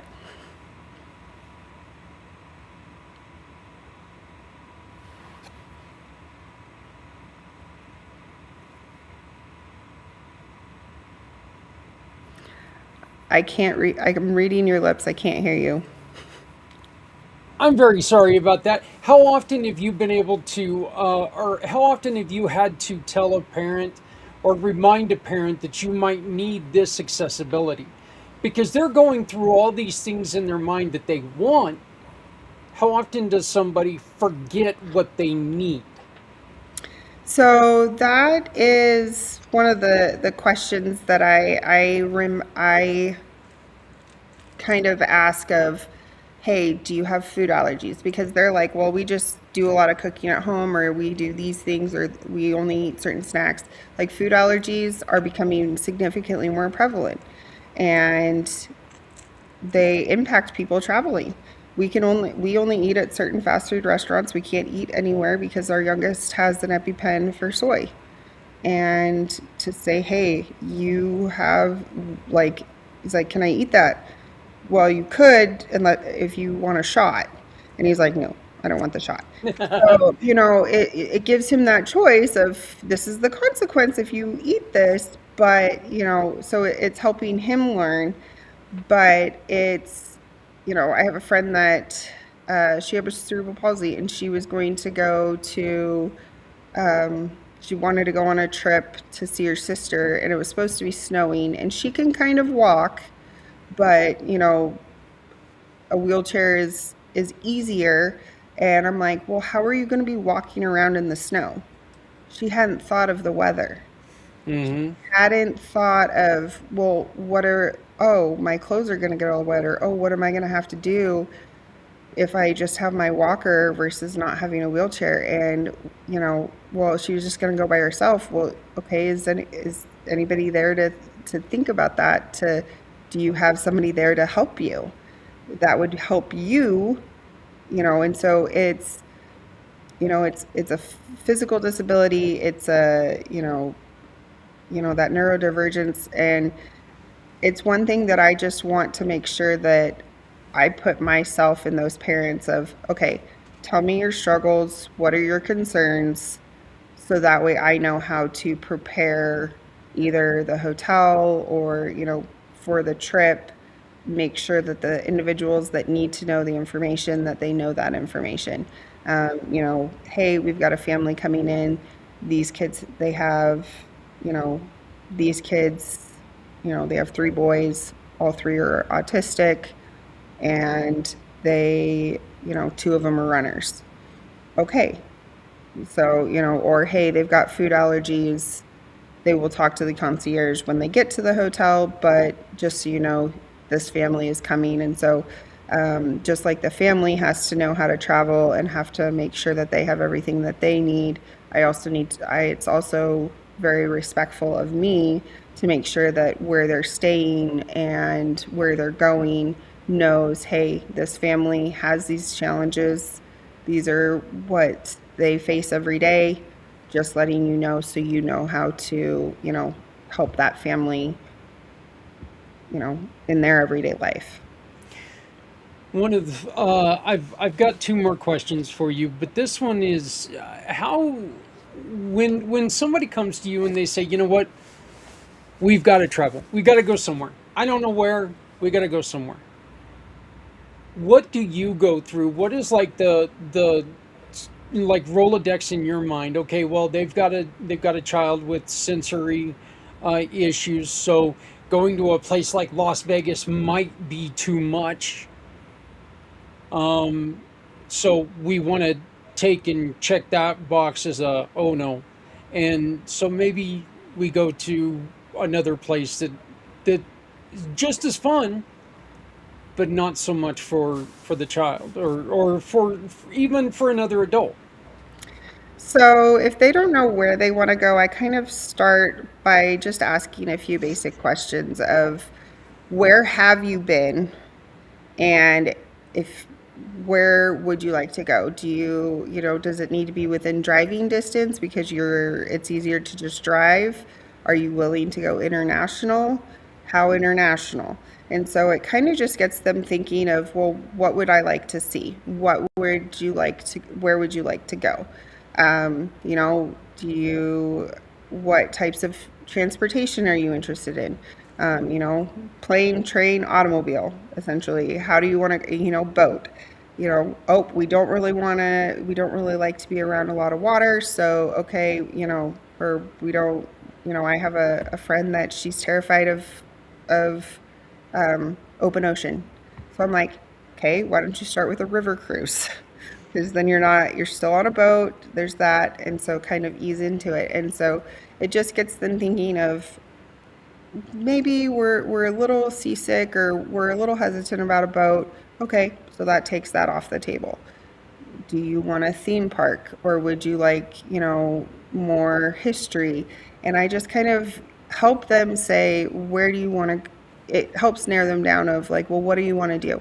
Do you want to have the kids learning while they're traveling? Yeah, you can still incorporate those things. Like a lot of museums and places are getting the autism certifications to say that they're either autism double checked or a certified autism center or city. And so those are the trainings that are available. And so this just gets them to think of, well, what do we want to do while we're there? Do you want warm weather? I'm in Arizona, and so like everybody comes south for the winter, and it's like, oh, do you want to go north? Where do you want to go? When do you want to go? What type of weather are you wanting? And so it kind of just says, hey, we're willing to go international. Okay, do you want to go, east? Do you want to go to, Asia?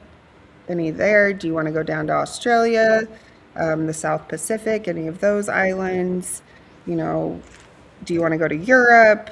Do you want to stay within the US? And so it just kind of gets people to think of, okay, I've always wanted to go, on my bucket list. Me personally, I would love to go to England. I'd love to go to France. I'd love to go all through Europe, but where's the next best thing for me? My oldest has there's a person at church that showed him a picture of Star Wars, of the stormtroopers at Disneyland, and now he's like, I want to go to Disneyland. So even though I want to go see all those places, there's nothing wrong with that, but my children's next focus would be to go to Disney because they want to go to Star Wars Land. They want to go see all the Star Wars stuff and experience all of that. So then we'll work on that. So it's, do the kids have a request of somewhere they'd like to go or where they would like to be seen or what they want to see?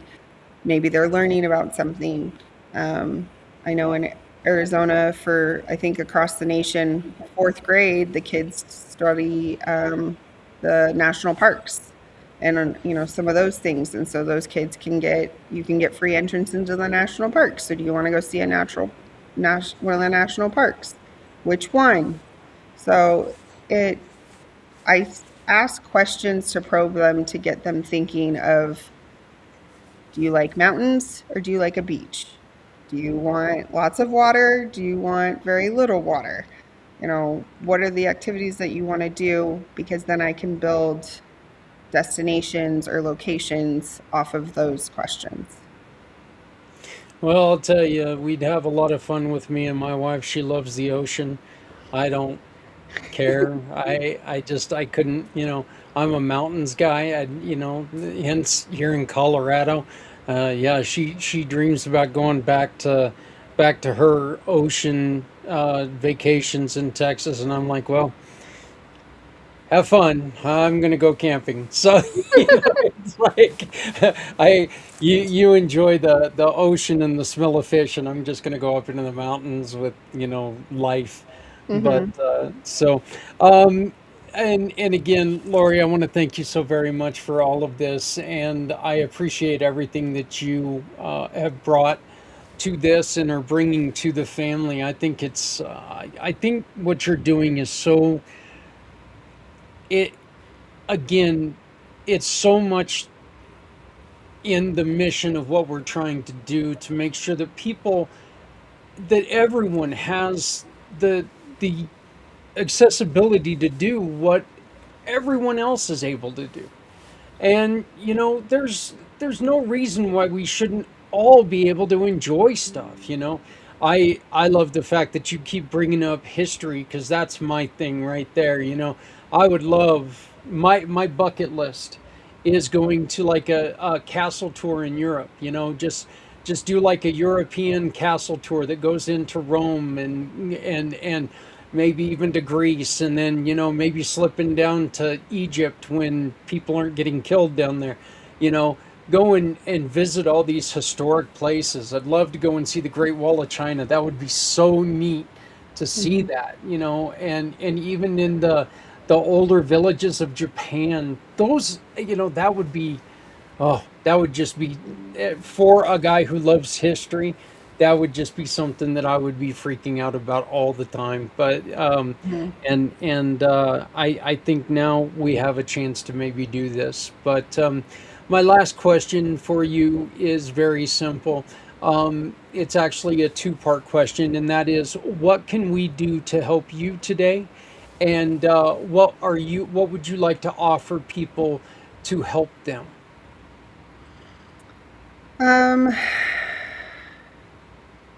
so today, the most important thing I think is there is so many people out there with disabilities that would like to travel, and I think getting the information out, even if it's not me, but let them know that there is resources and there are people out there to say, hey, look, they'll help you plan your travel, that I am here to help you. I don't charge an extra fee for my services. At least I'm hoping that everybody books with me. Maybe at some point I might have to if, I'm doing a lot of work for free.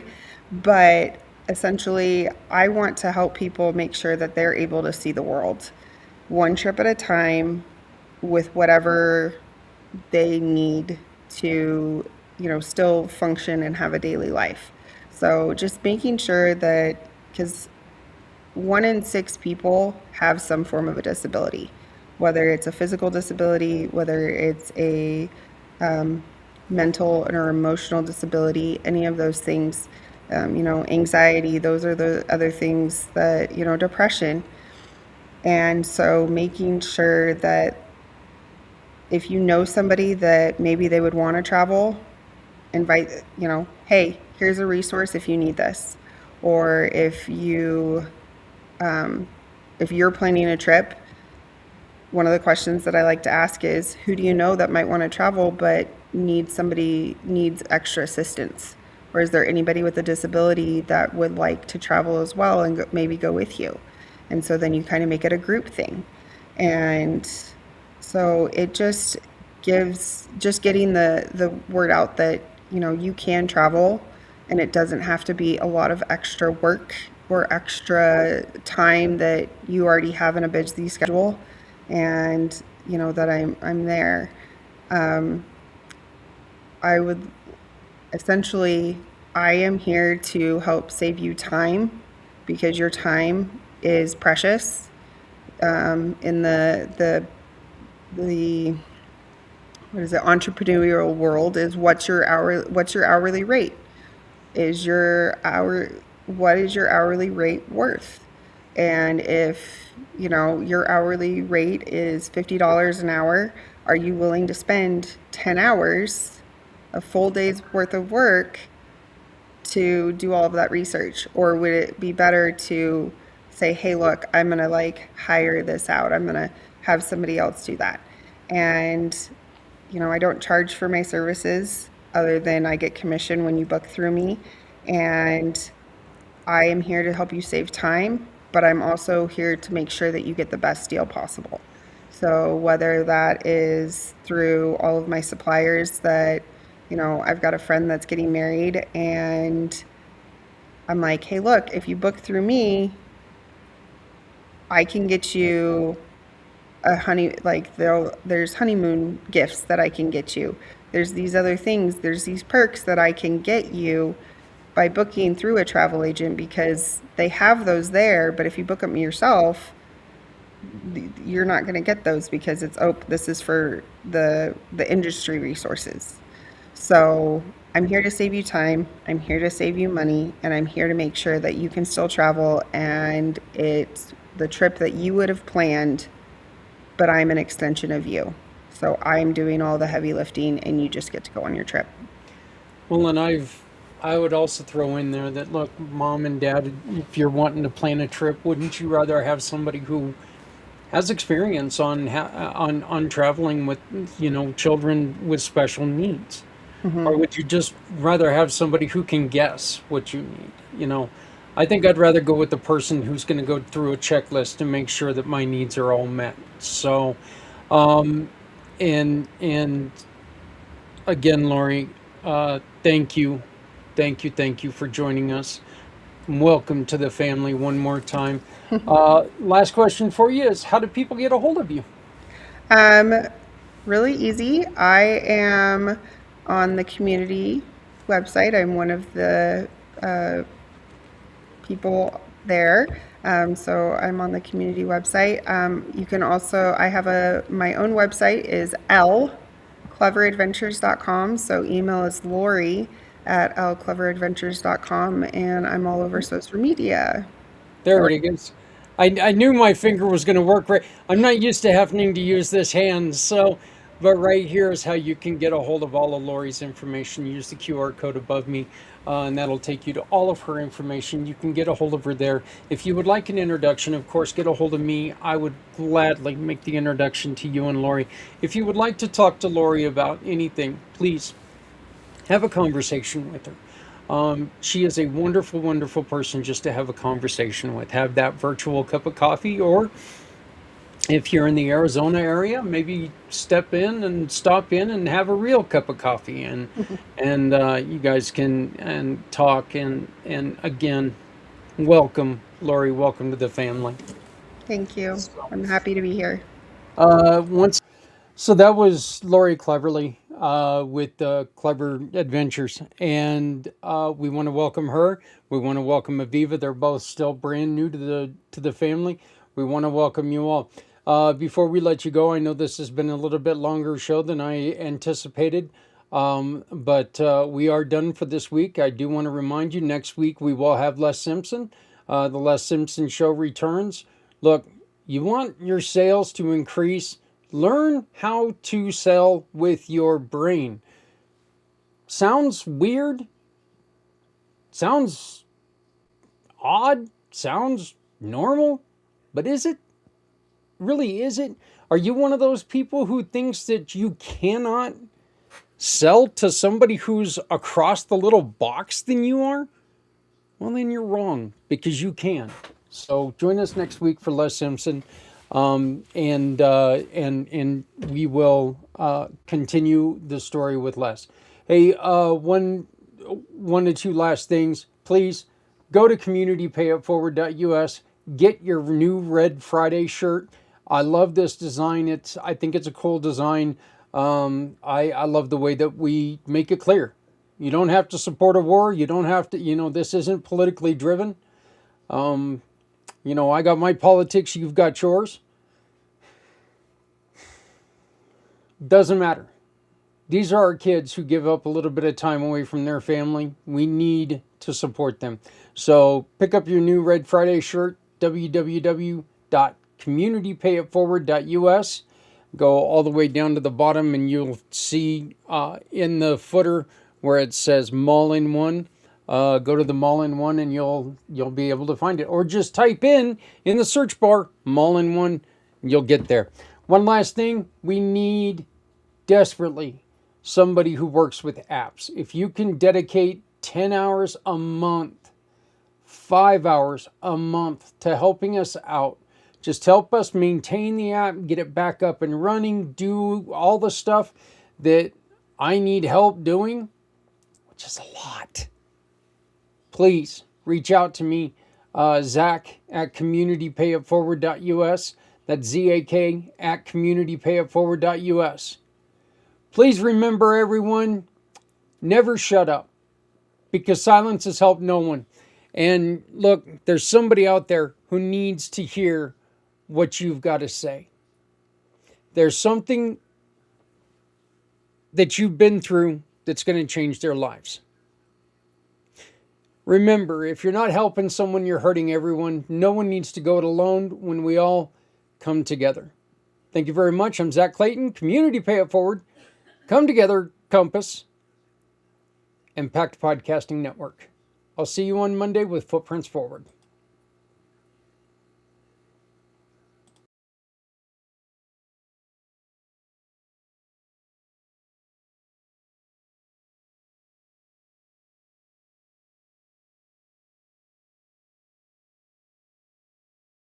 Say, bring me home. Out alone, you show me the way. You wanna hold the heart of Sunset Boulevard. Bring me here